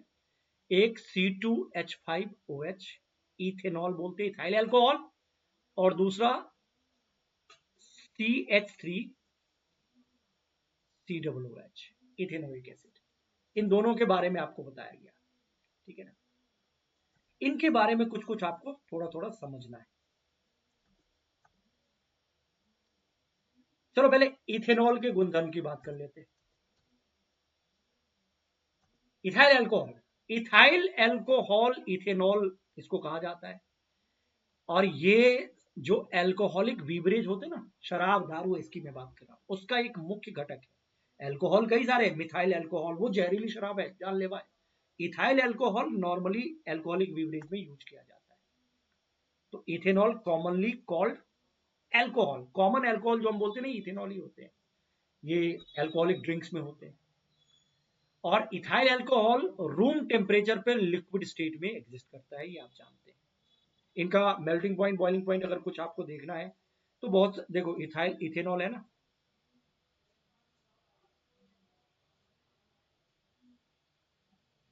ये याद नहीं करना है, याद रखना है तो याद रख लो, 156 केल्विन इसका मेल्टिंग पॉइंट है, बॉइलिंग पॉइंट है 351 केल्विन, ठीक है। बाकी सबका एसिडिक एसिड, क्लोरोफॉर्म, मीथेन सबका लिखा हुआ है, ठीक है। तो अल्कोहलिक बीवरेज में यूज किया जाता है इथेनॉल के बारे में एक पॉइंट तो आप ये याद रख सकते हो, C2H5OH इसका फॉर्मूला होता है, और मेल्टिंग बॉइलिंग पॉइंट का लिस्ट मैंने बताया। इसके अतिरिक्त ये अच्छा सॉल्वेंट है। अच्छा सॉल्वेंट मतलब जो अपने में किसी दूसरे पदार्थ को घोल सकता है। पानी में चीनी डालते हो तो पानी सॉल्वेंट है, चीनी सॉल्यूट है। पानी में नमक डालते हो तो पानी सॉल्वेंट है, चीनी नमक सॉल्यूट है। तो ये सॉल्वेंट होता है। इसका उपयोग ना टिंचर आयोडीन जो होता है ना, उसको बनाने में दवाई के रूप में यूज किया जाता है। कफ सिरप, टॉनिक आदि जैसे दवाइयों को बनाने में किया जाता है। इवन कफ सिरप में भी अल्कोहल होता है, इसलिए वो कफ सिरप पीने से नशा आता है ना, नींद आती है। इथेनॉल को किसी भी अनुपात में पानी में मिलाया जा सकता है, और डाइल्यूट इथेनॉल की थोड़ी सी मात्रा लेने पर एकदम से नशा आने लगता है, ठीक है ना। शराब पीने से तो यही होता है ना। इवन शुद्ध इथेनॉल, जिसको हम लोग क्या कहते हैं, एब्सोल्यूट अल्कोहल, इसकी थोड़ी सी मात्रा भी घातक हो सकती है, काफी टफ होता है। काफी समय तक नॉर्मल अल्कोहल के सेवन से भी कई सारी स्वास्थ्य समस्याएं उत्पन्न होती है, ये आप जानते होंगे। एक क्रियाकलाप अगर आपको समझना है तो आप ऐसे समझ लो कि लगभग 2 चावल के आकार के बराबर सोडियम जो कि एक हाईली रिएक्टिव मेटल है, सोडियम के टुकड़े इथेनॉल में डालो, करके देख सकते हो आप यहां पे एक रिएक्शन देखोगे। यस ऑफ कोर्स, यहां पे एक रिएक्शन होता है, मेटल है एल्कोहल के साथ, ये रिएक्ट करेगा, जैसे सोडियम डाला आपने, एल्कोहल है, रिएक्ट करके एक प्रोडक्ट बनाता है, इसको कहते हैं सोडियम इथॉक्साइड, ये पूछा जा सकता है। और प्लस एक गैस निकलती है, this is something hydrogen gas. तो आपसे पूछ सकते हैं कि जब इथाइल अल्कोहल सोडियम के साथ रिएक्ट करेगा तो क्या बनेगा, हाइड्रोजन गैस का प्रोडक्शन होता है और सोडियम इथॉक्साइड भी बनता है। एल्कोहल सोडियम से अभिक्रिया कर हाइड्रोजन गैस उत्सर्जित करता है और इथेनॉल के साथ अभिक्रिया कर, मतलब अगर जनरल पूछा जाए एल्कोहल तो हाइड्रोजन गैस प्रोड्यूस करता है, आप जानते हैं, बट उसी एल्कोहल में इथेनॉल स्पेशली लिख दिया जाए तो इथेनॉल के केस में sodium ethoxide CH3CH2ONA, this is the case, plus hydrogen gas. अच्छा, आपसे पूछा जा रहा है कि क्या आप बता सकते हैं कि कौन सा पदार्थ धातु के साथ अभिक्रिया करके हाइड्रोजन गैस बनाता है। ये अभी रिएक्शन में हमने पढ़ा था, हाइड्रोजन गैस का निर्माण मेटल अलोंग विद एसिड वाला केस याद है, याद करो, ठीक है ना। तीसरा पॉइंट, सारे अभी इथेनॉल की बात हो रही है, अल्कोहल इथेनॉल की बात हो रही है, 2 पॉइंट हो गया। तीसरा पॉइंट, अनसैचुरेटेड हाइड्रोकार्बन बनाने की अभिक्रिया क्या होता है, रिएक्शन टू गिव अनसैचुरेटेड, मतलब इथेन, प्रोपीन, ब्यूटेन, ये सब अनसैचुरेटेड डबल बॉन्ड जिसमें होते हैं या ट्रिपल बॉन्ड हो सकता है। तो इसको कैसे बनाते हैं, देखो आपके पास एल्कोहल है, इस एल्कोहल में एसिड डालना है आपको, कॉन्क, वो भी मिनरल एसिड, ऑर्गेनिक एसिड नहीं, H2SO4। जब 443 केल्विन तापमान पर इथाइल एल्कोहल को कॉन्क सल्फ्यूरिक एसिड के साथ गर्म किया जाता है तो ये एक तरीके से इस प्रोडक्ट में कन्वर्ट हो जाता है, वाटर ये लूज करता है, देख लो वाटर साइड प्रोडक्ट के रूप में दे रहा है। Reaction to give unsaturated hydrocarbon, तो अनसैचुरेटेड हाइड्रोकार्बन बनाने के लिए एल्कोहल एक इनपुट के तौर पर काम करता है, heating ethanol at comparatively high temperature, you can say that 443 kelvin यहां पे लिखा हुआ है, with excess concentrated sulphuric acid results in the dehydration of ethanol to give ethene, water lose करके ये अल्कीन देता, अनसैचुरेटेड हाइड्रोकार्बन देता है।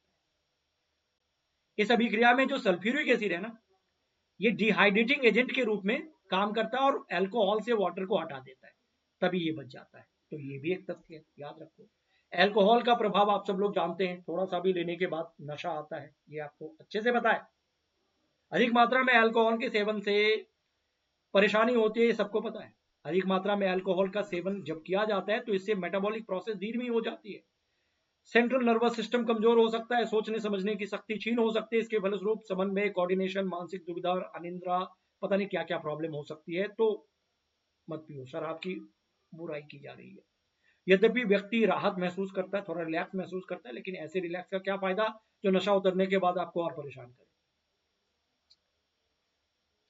बुरी तरीके से प्रभावित होता है, सीधे सीधे आप समझ लो, ये बुराई है, बताने की जरूरत नहीं है। इथाइल अल्कोहल यानी इथेनॉल के विपरीत मीथेनॉल, देखो ये दो बात हो रही है, एक तो C2H5OH, ये तो लोग दारू के रूप में पीते हैं, है ना, एक होता है CH3OH, ये मिथाइल है, ये जहरीली शराब है, थोड़ा सा लेने पर इमीडिएटली डेथ हो सकती है, अगर मिथेनॉल की थोड़ी मात्रा लेने से मृत्यु तक हो सकती है, क्योंकि मिथाइल अल्कोहल बहुत डेंजरस है, ये लीवर में ऑक्सीडाइज्ड होकर मिथेनॉल बन जाता है। अल्कोहल जो है ना, ये क्या बन जाता है, ये देखो, methanol, methyl alcohol is oxidised to methanol, aldehyde में कन्वर्ट हो जाता है in the liver, this is very very dangerous situation. और ये मीथेनॉल जो है ना, यकृत की कोशिकाओं के घटकों के साथ तेजी से रिएक्शन करने लगता है और इससे जो सेल के प्रोटोप्लाज्म है ना, ये कोगुलेट हो जाते हैं, लीवर को इमीडिएटली खराब कर देता है। ये ठीक वैसे है जैसे कच्चे अंडे को उबालते हो ना तो एकदम से हार्ड हो जाता है ना, वैसे लीवर के सेल को ये कर देता है, तो इसलिए तो जान चली जाती है 24 से 48 घंटे के अंदर। मीथेनॉल यानी कि जिससे लीवर में बड़ी प्रॉब्लम होती है, चाक्षुष तंत्रिका को प्रभावित करती है, विजन नर्व्स, जिससे व्यक्ति अंधा हो सकता है। इसलिए आपने सुना होगा कि जहरीली शराब पीने से इतने लोगों की मौत हो गई, इतने लोग अंधे हो गए, हॉस्पिटल में भर्ती है, ये सब कहा जाता है। इथेनॉल एक महत्वपूर्ण औद्योगिक सॉल्वेंट है। अब इथेनॉल पे आ गए, मिथेनॉल से अब इथेनॉल पे आ गए। मिथेनॉल की बहुत सारी नेगेटिव चीजें आपको बताया। इथेनॉल एक सॉल्वेंट के रूप में काम करते हैं और दवाइयां बनाया जाता है इससे, दारू तो बनते ही हैं। औद्योगिक उपयोग के लिए तैयार किए जाने वाले इथाइल एल्कोहल का दुरुपयोग ना हो, इसलिए इसमें थोड़ा सा मिथाइल एल्कोहल मिला देते हैं कि आप इसे पी नहीं सकते। मिथेनॉल जहरीला पदार्थ मिला दिया जाता है जिससे पीने लायक नहीं रहता है, ठीक है ना। तो इसे पीने वाली दवाई नहीं बनाई जाती, कुछ और बहुत सारी चीजें बनती है ना, बहुत सारे प्रोडक्ट बनते हैं, उसमें यूज किया जाता है। और अल्कोहल की पहचान करने के लिए इसमें डाई मिलाकर इसका रंग नीला बना दिया जाता है। एक पहचान होती है कि अल्कोहल है या नहीं, या एक कलर आपको दिख जाता है, वो अपना एक सिस्टम। इसको विकृत अल्कोहल कहा जाता है, denatured alcohol. Dye are also added to color the alcohol blue so that it can be identified. इसी को विकृत अल्कोहल कहते हैं, डाई मिला करके उसको एक अलग पहचान दी जाती है, ठीक है ना। ईंधन के रूप में भी अल्कोहल का अपना महत्व है। गन्ना सूर्य के प्रकाश को रासायनिक ऊर्जा में बदलने में सक्षम है, फोटोसिंथेसिस करता है, ठीक बात है। और गन्ने का रस मोलेसिस बनाने में उपयोग किया जाता है, गन्ने के रस से ही तो सिरा बनता है ना, मोलेसिस। और इसका फर्मेंटेशन करके अल्कोहल बनाया जा सकता है, यस। कुछ देशों में अल्कोहल में पेट्रोल मिलाकर उसे क्लीन फ्यूल के रूप में इस्तेमाल किया जाता है। यह ईंधन पर्याप्त ऑक्सीजन होने पर केवल कार्बन डाइऑक्साइड एवं जल उत्पन्न करता है, तो थोड़ा सा अच्छा ईंधन इसको आप कह सकते हैं, क्लीन फ्यूल भी आप कह सकते हैं। Some countries now use alcohol as an additive in petrol since it is a cleaner, comparatively cleaner fuel which gives rise to only carbon dioxide and water, nothing other major pollutant, you can say that. ठीक है, तो ये इसकी अपनी कहानी है। और ethanol हो गया, तो इथेनोइक एसिड की बात कर ले। इथेनोइक एसिड, एसिडिक एसिड इसको कहते हैं, क्या कहते हैं, CH3COOH, ये है ना। इसी इथेनोइक एसिड को एसिडिक एसिड कहते हैं और ये कार्बोक्सिलिक अम्ल समूह से संबंधित है। एसिड तो और भी है जिसमें कार्बन नहीं होते, लेकिन इसमें तो कार्बन है, कार्बोक्सिलिक एसिड आप इसे कहते हैं। और एक दूसरी बात, जो एसिडिक एसिड कहते हैं ना, आपने सुना होगा सिरका जो होता है ना, विनेगर जिसको हम कहते हैं, अचार चाउमीन बनाने में यूज किया जाता है, तो उसमें एसिडिक एसिड ही तो होता है, ए ही तो होता है। तो आप कह सकते हैं कि 5 से 8, ये 3 से 4% है, 5 से 8 में कह रहा हूं, इंग्लिश वाला सही है। 5 to 8% solution of acidic acid in water is called vinegar। ये पूछ सकते हैं कि विनेगार में जो एसिडिक एसिड होता है वो किस रूप में होता है, तो 5 से 8% acidic acid in water, that is something vinegar. Vinegar पूरा का पूरा एसिड नहीं होता। और इसका इस्तेमाल परिरक्षा के रूप में, खाद्य सामग्री को कुछ बनाने के रूप में, अचार बनाने में, बहुत सारी चीजों में किया जाता है इसका। तो 5 to 8% acidic acid in water, that is something vinegar. Acidic acid की बात हो रही है, एक पॉइंट हो गया। अच्छा, जो इथेनोइक एसिड या एसिडिक एसिड जिसको हम कहते हैं, इसका गलनांक मेल्टिंग पॉइंट 290 केल्विन होता है और इसलिए ये ठंडी जलवायु में, शीत या सर्दी के दिनों में एकदम से जम जाता है। इस कारण इसे एक नाम दिया गया है, आपसे पूछ सकते हैं, ग्लेशियल एसिटिक अम्ल किसको कहते हैं, ग्लेशियल या ग्लेशियल भी आप कहते हैं। ग्लेशियल एसिडिक एसिड, ये जमा हुआ एसिड ही है, फ्रीज हो जाता है विंटर में कोल्ड क्लाइमेट के दौरान, ठीक है। ये एसिडिक एसिड हो या फिर फॉर्मिक एसिड हो या मिथेनोइक प्रोपेनोइक एसिड हो या ऑक्जेलिक एसिड हो, ये सब क्या है, ये कार्बोक्सिलिक अम्ल, कार्बन वाला एसिड, ऑर्गेनिक एसिड भी आप इसे कह सकते हैं। ये अगर इसकी तुलना आप H2SO4 या HCl या HNO3 से करेंगे तो ये काफी कमजोर होता है, वीक एसिड के कैटेगरी में आता है। कार्बोक्सिलिक एसिड कहा जाने वाला ऑर्गेनिक यौगिकों के समूह का अभिलक्षण इसकी एसिडिटी होती है. So group of organic compounds called carboxylic acid are obviously characterized by their acidic nature, क्योंकि वो एसिडिक होते हैं.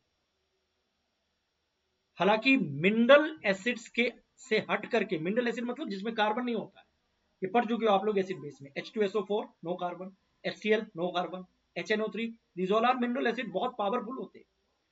तो मिनरल एसिड के विपरीत जो ये ऑर्गेनिक एसिड होते हैं, जैसे acidic acid, formic acid, oxalic acid, जो हम लोग खाते भी हैं, इमली, टमाटर, इन सब में जो अलग अलग तरीके के एसिड्स होते हैं, ये दुर्बल होते हैं, कमजोर होते हैं, ये वीक एसिड होते हैं. लेकिन हाइड्रोक्लोरिक एसिड पूर्णतः आयनाइज्ड हो जाते हैं, आयंस में टूट जाते हैं, ये काफी मजबूत होते हैं. ठीक है, तो ये पॉइंट आप याद रखेंगे. तो अगर आपसे पूछा जाए कि कार्बोक्सिलिक एसिड वीक होते हैं, हाँ वीक होते हैं. हाइड्रोक्लोरिक एसिड कंप्लीटली आयनाइज्ड हो जाते हैं, जो कंप्लीटली आयनाइज्ड होंगे वो काफी मजबूत होते हैं, आयंस में टूट जाते हैं. ठीक है ना. और रिएक्शंस की अगर हम बात करें तो एक रिएक्शन आप समझो एस्टरीकरण रिएक्शन. क्या हो रहा है इसमें, देखो, एस्टरिफिकेशन रिएक्शन. एस्टर एक प्रोडक्ट होता है, ऑर्गेनिक प्रोडक्ट है एस्टर. इसको कैसे बनाया जाता है? एस्टर मुख्य रूप से अम्ल, एसिड और अल्कोहल की अभिक्रिया से निर्मित किया जाता है. ये इथेनोइक एसिड है और ये इथेनॉल है, दोनों को रिएक्ट करवाओ और एक तरीके से एक आप ये कह सकते हैं कि esters are most commonly formed by the reaction of an acid and alcohol. Ethanoic acid reacts with absolute ethanol in the presence of an acid catalyst. एक acid catalyst की मौजूदगी में ये रिएक्ट करके एस्टर में कन्वर्ट होता है. इसको एस्टरिफिकेशन कहते हैं. और एस्टर में एक स्वीट स्मेल टाइप की एक खुशबू सी होती है. इसका उपयोग ऑर्गेनिक कंटेंट के तौर पर इत्र बनाने में किया जाता है, परफ्यूम्स बनाने में किया जाता है. इसके अलावा स्वाद उत्पन्न करने वाले रिएजेंट्स को बनाने में एस्टर का उपयोग किया जाता है. और एस्टर बनाने के लिए एसिड और अल्कोहल को रिएक्ट करवाना होता है in the presence of acid catalyst. Sodium hydroxide से अभिक्रिया द्वारा, जो कि सोडियम हाइड्रोक्साइड क्या है, एक अल्कली है, बेस है ना. सोडियम हाइड्रोक्साइड से अभिक्रिया द्वारा, जो कि एक क्षार है, एस्टर को पुनः अल्कोहल और कार्बोक्सिलिक अम्ल का सोडियम लवण बनाया जा सकता है. On treating with sodium hydroxide which is an alkali, जो एस्टर अभी बना था पिछले रिएक्शन में, is now converted back to alcohol and sodium salt of carboxylic acid. This reaction is known as साबुनीकरण, इसको कहते हैं, सपोनिफिकेशन बोलते हैं. इस अभिक्रिया को साबुनीकरण कहते हैं. ठीक है जी. एस्टर है, NaOH से रिएक्ट करवाओ, अल्कोहल बनेगा और ये सॉल्ट बनेगा. ठीक है ना, सोडियम एसीटेट जिसको हम कहते हैं, या पोटेशियम लवण भी बन सकता है. So it depends. ठीक है ना.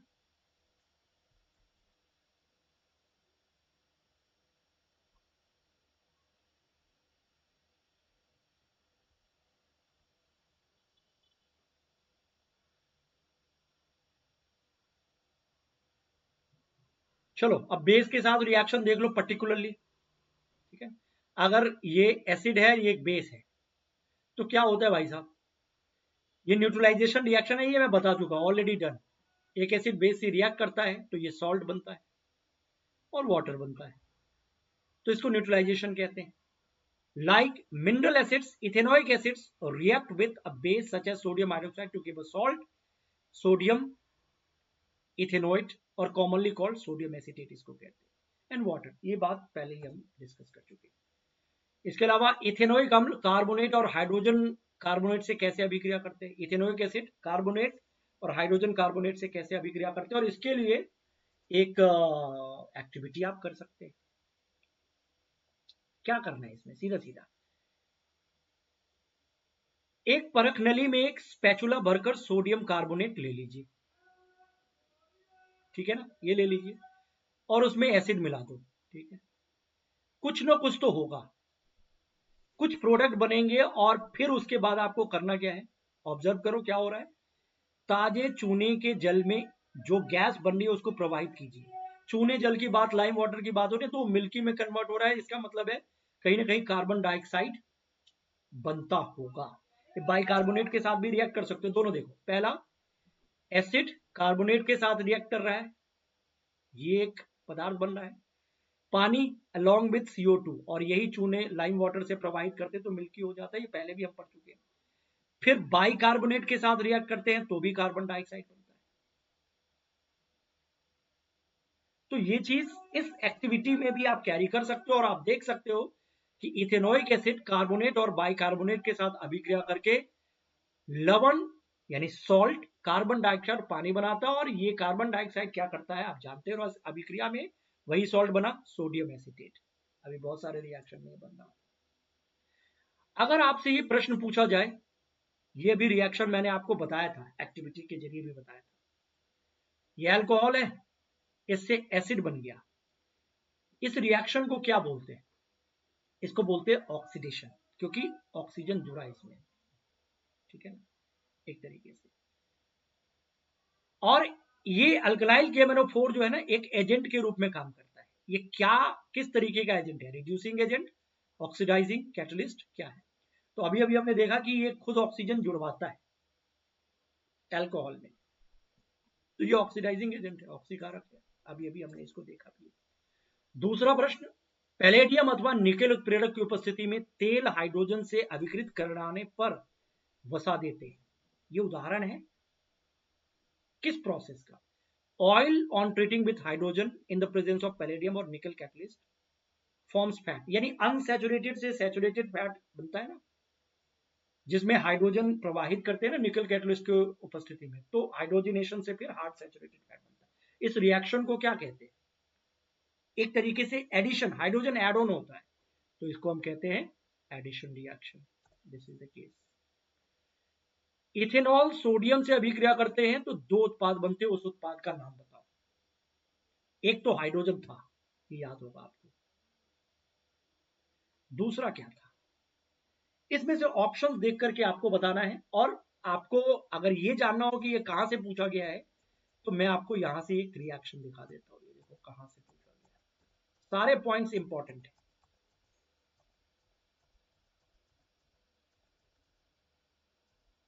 ये देख रहे हो, सोडियम के साथ इथेनॉल रिएक्ट करके क्या बना रहा है?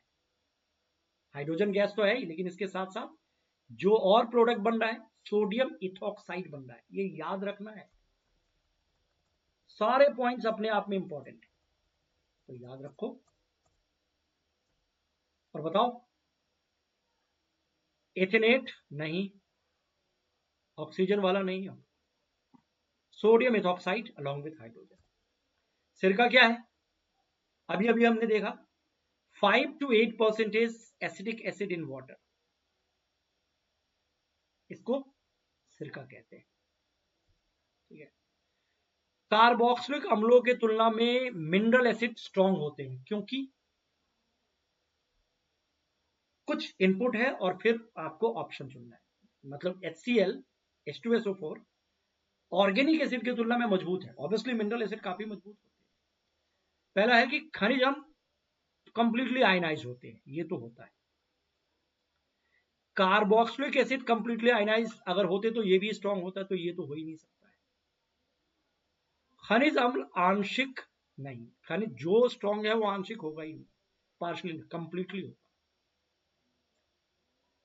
तो पहला वाला तो होगा ही होगा, और कार्बोक्सिलिक एसिड वीक है तो ये पार्शली होता होगा, यानी चौथा वाला भी होगा। तो पहला चौथा जिस विकल्प के साथ जा रहा है उसको हम लोग लॉक कर देंगे, और लॉक कर देंगे तो लॉक कर देंगे, ठीक बात है, ठीक है। चलो भाई साहब, अब आ जाते हैं साबुन एंड डिटर्जेंट। ये सभी ऑर्गेनिक कंपाउंड है, ऑर्गेनिक पदार्थ है। प्रैक्टिकल लाइफ में इसके खूब यूज होते हैं। साबुन शैम्पू से लेकर के बहुत सारे ऐसे प्रोडक्ट इससे बनते हैं जो हम लोग घर में यूज करते हैं। और साबुन क्या है? एक लंबी श्रृंखला है, सोडियम या potassium salt of long chain carboxylic acid, we can say that. देखो कितने कार्बन है? 17 कार्बन, फिर हाइड्रोजन, कार्बोक्सिलिक एसिड, ये सॉल्ट है। कार्बोक्सिलिक एसिड से, इसी से हाइड्रोजन हट करके सोडियम आया, मतलब इस तरीके से ये कुछ आया, COO, ये सोडियम सॉल्ट हो गया। पोटेशियम भी हो सकता है। और अपमार्जक क्या होता है? डिटर्जेंट क्या होता है? लंबी श्रृंखला वाले कार्बोक्सिलिक अम्लों के अमोनियम या सल्फोनेट लवण होते हैं। क्या लिखा हुआ है? डिटर्जेंट जिसे हम सर्फ भी कहते हैं, ये अमोनियम है, सल्फोनेट सॉल्ट है। और साबुन जिसे हम कहते हैं, सोडियम और पोटेशियम सॉल्ट होता है। ठीक है, और दोनों का अपना यूज होता है। अगर एक एक पॉइंट आपको समझना है, ये बड़ा इंपॉर्टेंट पॉइंट है, कि जो सोप होता है, साबुन होता है ना, जो सॉफ्ट वाटर होता है ना, सॉफ्ट वाटर यानी मृदु जल जिसको हम कहते हैं, साबुन से यूज करते, देखो कितना झाग दे रहा है, अच्छा खासा, गुड क्वालिटी का। ठीक है, लेकिन हार्ड वाटर में जो अशुद्धियां होती है, उसके कारण कुछ ऐसा हो रहा है जिसमें आप देख सकते हो क्लियरली कि इसकी झाग और इसकी झाग में कंपेयर करो, बहुत लेस है। सोप जो है ना, कठोर जल के साथ बहुत आइडियल नहीं होता है, सॉफ्ट वाटर के साथ अच्छा खासा झाग दे रहा है। तो ये पॉइंट भी आपको याद रखना है। इसके अलावा एक सोप का कैटेगरी होता है ना, सॉफ्ट सोप और हार्ड सोप। जो सॉफ्ट सोप होता है ना, अगर पोटेशियम सॉल्ट है, सोडियम होगा, तब तो हार्ड होगा, हार्ड सोप होगा। अगर पोटेशियम है तो सॉफ्ट। ये याद रखिएगा कि हायर फैटी एसिड्स के सोडियम सॉल्ट को आप कठोर साबुन के रूप में जानते हो, और मुलायम साबुन soft soap, potassium, soft, potassium, sodium, hard. ये दोनों पॉइंट आपको यही पे याद रखना है। और सबसे जरूरी पॉइंट जो यहाँ पे इस डिस्कशन में अभी रह गया है, उसको थोड़ा सा समझ लीजिए। आपने अभी क्या देखा? C17, एक साबुन की बात बता रहा हूं, H35, COO, ये ना, यही था ना?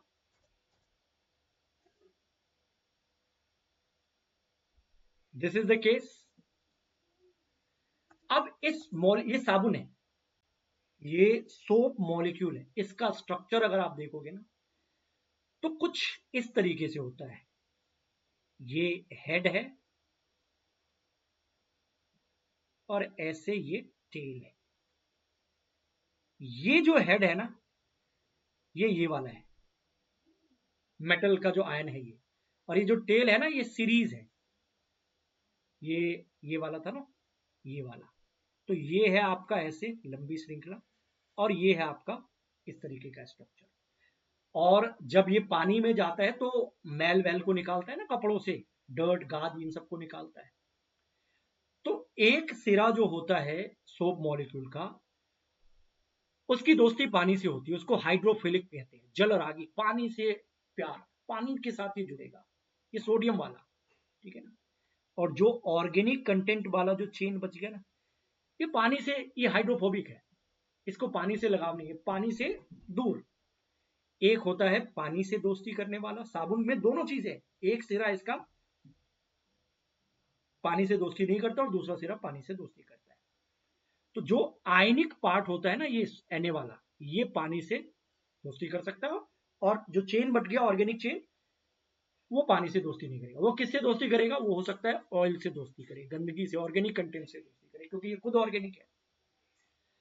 अब जैसे अगर मान लीजिए मैं आपसे कहता हूं कि आप एक कपड़े पे दाग है, ठीक है ना, डर्ट है, तेल है, ऑर्गेनिक कंटेंट है। अब उसको अगर आप पानी में डालते हो, तो ऑयल तेल पानी में तो डिजोल्व होता है, तो गंदगी निकलेगा कैसे? पानी से तो तेल की दोस्ती नहीं है।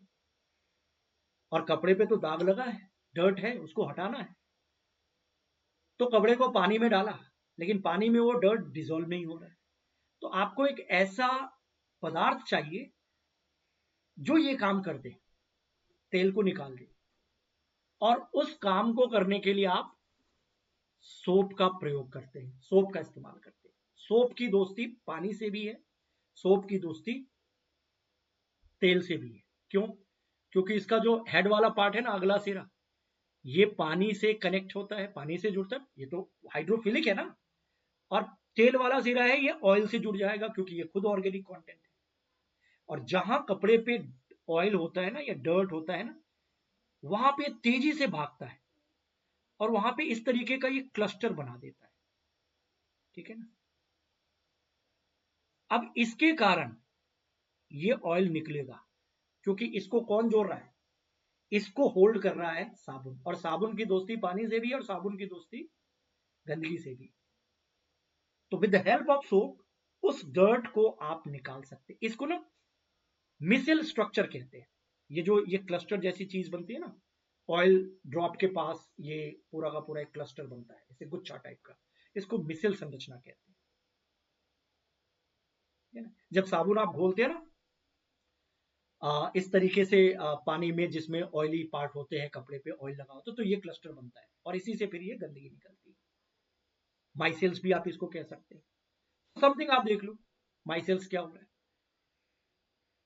ये पानी है, कपड़े हैं, इस पे कुछ दाग है, और जैसे ही साबुन घोला कि ये साबुन के जो ये मॉलिक्यूल्स है ना तेजी से भागते रहते, इधर उधर घूमते रहते और डर्ट मिला तो यहाँ ये गुच्छा बना देता है। तो यहाँ ये ऑयल है, ऑयल से तेल वाला पार्ट जुड़ा हुआ है और पानी, यानी गुच्छा ऊपर की तरफ और तेल नीचे की तरफ, इस तरीके से आप कह सकते हैं ये एक स्ट्रक्चर बनता है। तो आपसे पूछ सकते हैं कि हाइड्रोफिलिक और हाइड्रोफोबिक एंड जो होते हैं ना सोप मॉलिक्यूल में, उसका क्या मतलब है। हाइड्रोफिलिक पानी से प्यार, हाइड्रोफोबिक पानी से दुश्मनी, तो वो ऑयल से कनेक्ट होता है, हाइड्रोफोबिक ऑयल से, हाइड्रोफिलिक पानी से। इस तरीके से क्लस्टर बनाता है, ये ऑलरेडी है, और ये फिर मैल वैल को निकाल देता है। तो अधिकांश मैल ऑयली होते हैं। आप जानते हैं कि तेल पानी में डिसॉल्व नहीं करता है, और साबुन के अणु लंबी श्रृंखला वाले कार्बोक्सिलिक अम्लों के सोडियम या पोटेशियम लवण होते हैं। तो साबुन का जो आयनिक भाग होता है ना, सोडियम वाला पार्ट हो गया, वो जल से, और जो तेल वाला पार्ट होता है ये वाला, ये तेल से परस्पर क्रिया करते हैं, ये जुड़ जाते हैं, और इस प्रकार साबुन के अणु माइसेल संरचना तैयार करते, जो अभी आपको चित्र में मैंने दिखाया, क्लस्टर जैसा, गुच्छा जैसा, जहां अणु का एक सिरा तेल के कण की ओर तथा आयनिक सिरा बाहर की ओर होता है, ठीक है ना। इससे पानी में इमल्शन बनता है और इस प्रकार साबुन का माइसेल मैल को पानी से बाहर निकालने में मदद करता है। तो इसके हेल्प से आप ये करते हैं। और साबुन के मॉलिक्यूल का स्ट्रक्चर ऑलरेडी मैंने बता दिया कि साबुन के अणु ऐसे होते हैं जिसके दो सिरे अलग अलग प्रॉपर्टी को शो करते हैं, लाइक दिस। एक पानी से और दूसरा ऑयल से दोस्ती करता है। जल में विलय सिरे को जलरागी यानी हाइड्रोफिलिक कहते हैं, इंग्लिश में भी लिखा है, तो ये याद रखना, ठीक है ना। तथा तेल के साथ, हाइड्रोकार्बन मतलब तेल, ऑयल, ग्रीस के साथ जो जुड़ते हैं ना, उसको हम जल विरागी यानी हाइड्रोफोबिक कहते हैं। ये बहुत बार बता चुका हूं, तो अब मुझे लगता है ये शब्द आपके लिए कॉमन होंगे। जब साबुन जल की सतह पर होता है ना, साबुन जल की सरफेस पे होता है ना, तो इसके अणु अपने आप को इस प्रकार व्यवस्थित कर लेते हैं कि इसका आयनिक सिरा सोडियम वाला जल के अंदर जल से दोस्ती, और पूंछ वाला सिरा जो होता है ना ये जल के बाहर, मतलब वो उसकी दोस्ती ऑयल से होती है। जल के अंदर इन अणुओं की एक विशेष अरेंजमेंट होती है, जैसे ये ऐसे गुच्छे जैसे, ऊपर इस तरीके से और टेल इस तरीके से होता है, जिससे इसका हाइड्रोकार्बन सिरा जल के बाहर बना रहता है ना। कुछ गुच्छे जैसी स्थिति बन जाती है। बड़ा गुच्छा बनने के कारण जिसमें जल विरागी पूंछ गुच्छे के आंतरिक हिस्से में होती है, मतलब ये सब वही बात है जो मैंने आपको बताया है ना, कि बड़ा गुच्छा बनता है, एक क्लस्टर टाइप का बनता है, जिसमें जो हाइड्रोफोबिक तेल है ना ये गुच्छे के अंदर होता है, आंतरिक हिस्से में होता है, और जबकि आयनिक सिरा ऊपर की तरफ, फूल जैसे ऊपर की तरफ होता है ना, ऐसे समझ लो, गुच्छे की सतह पर होता है। इसी संरचना को माइसेल्स कहते हैं। ये तो है, यहां पे देखो ना, ऐसे क्लस्टर बनेगा तो ये like this this this this this, और इसके अंदर ये आयनिक सिरा है, इस तरीके से। और बाकी यही है, मिसेल के रूप में साबुन स्वच्छ करने में सक्षम है, क्योंकि तैलीय मेल मिसेल के केंद्र में रहता है, और मिसेल या माइसेल जिसको हम कहते हैं विलियन में कोलाई के रूप में रहते हैं और आयन आयन विकर्षण के कारण ये अवक्षेपित नहीं होते और इसी से आप निकाल सकते हैं। इसके जरिए आप मैल गंदगी को निकाल सकते हैं। साबुन दोनों को लेकर के चलता है, ठीक है ना, पानी को भी और तेल को भी। So this is the case. तो साबुन के अणु के संदर्भ में आप क्या बोलेंगे? जो हाइड्रोफिलिक होता है, जिसका पानी से दोस्ती होती है, वो तो हेड है ना। और टेल क्या है? पानी से नहीं, ऑयल से दोस्ती, तो ये टेल है। तो आप कह सकते हैं hydrophilic head and hydrophobic tell. जल रागी शीर्ष तथा जल विरागी पूछ, बाकी पढ़ने की जरूरत नहीं। This is the case. इसके अलावा एक sample of soft soap contain, hard soap होता है सोडियम और सॉफ्ट होता है पोटेशियम, ये भी मैं बता चुका हूं, तो कोई इशू नहीं। और एक और पॉइंट कि कभी कभी जब हम स्नान करते हैं ना, तो झाग मुश्किल से बनता है। इसका रीजन मैं आपको बता चुका हूं। वो हार्ड वाटर वाला केस, सॉफ्ट वाटर वाला केस। हार्ड वाटर के साथ साबुन अच्छा झाग नहीं देता है, ठीक है ना। क्योंकि देखो, कठोर जल में कैल्शियम और मैग्नीशियम के सॉल्ट उपस्थित होते हैं और साबुन कठोर जल में कैल्शियम और मैग्नीशियम सॉल्ट से अभिक्रिया करता है, रिएक्ट करता है। ऐसे में आपको अधिक मात्रा में साबुन का उपयोग करना पड़ता है क्योंकि झाग उस तरीके से बनता नहीं और स्कम जमा हो जाता है। लेकिन यहां पे इस सिचुएशन से बचने के लिए आप डिटर्जेंट का उपयोग कर सकते हैं। साबुन के बदले में आप अपमार्जक का उपयोग कर सकते हैं।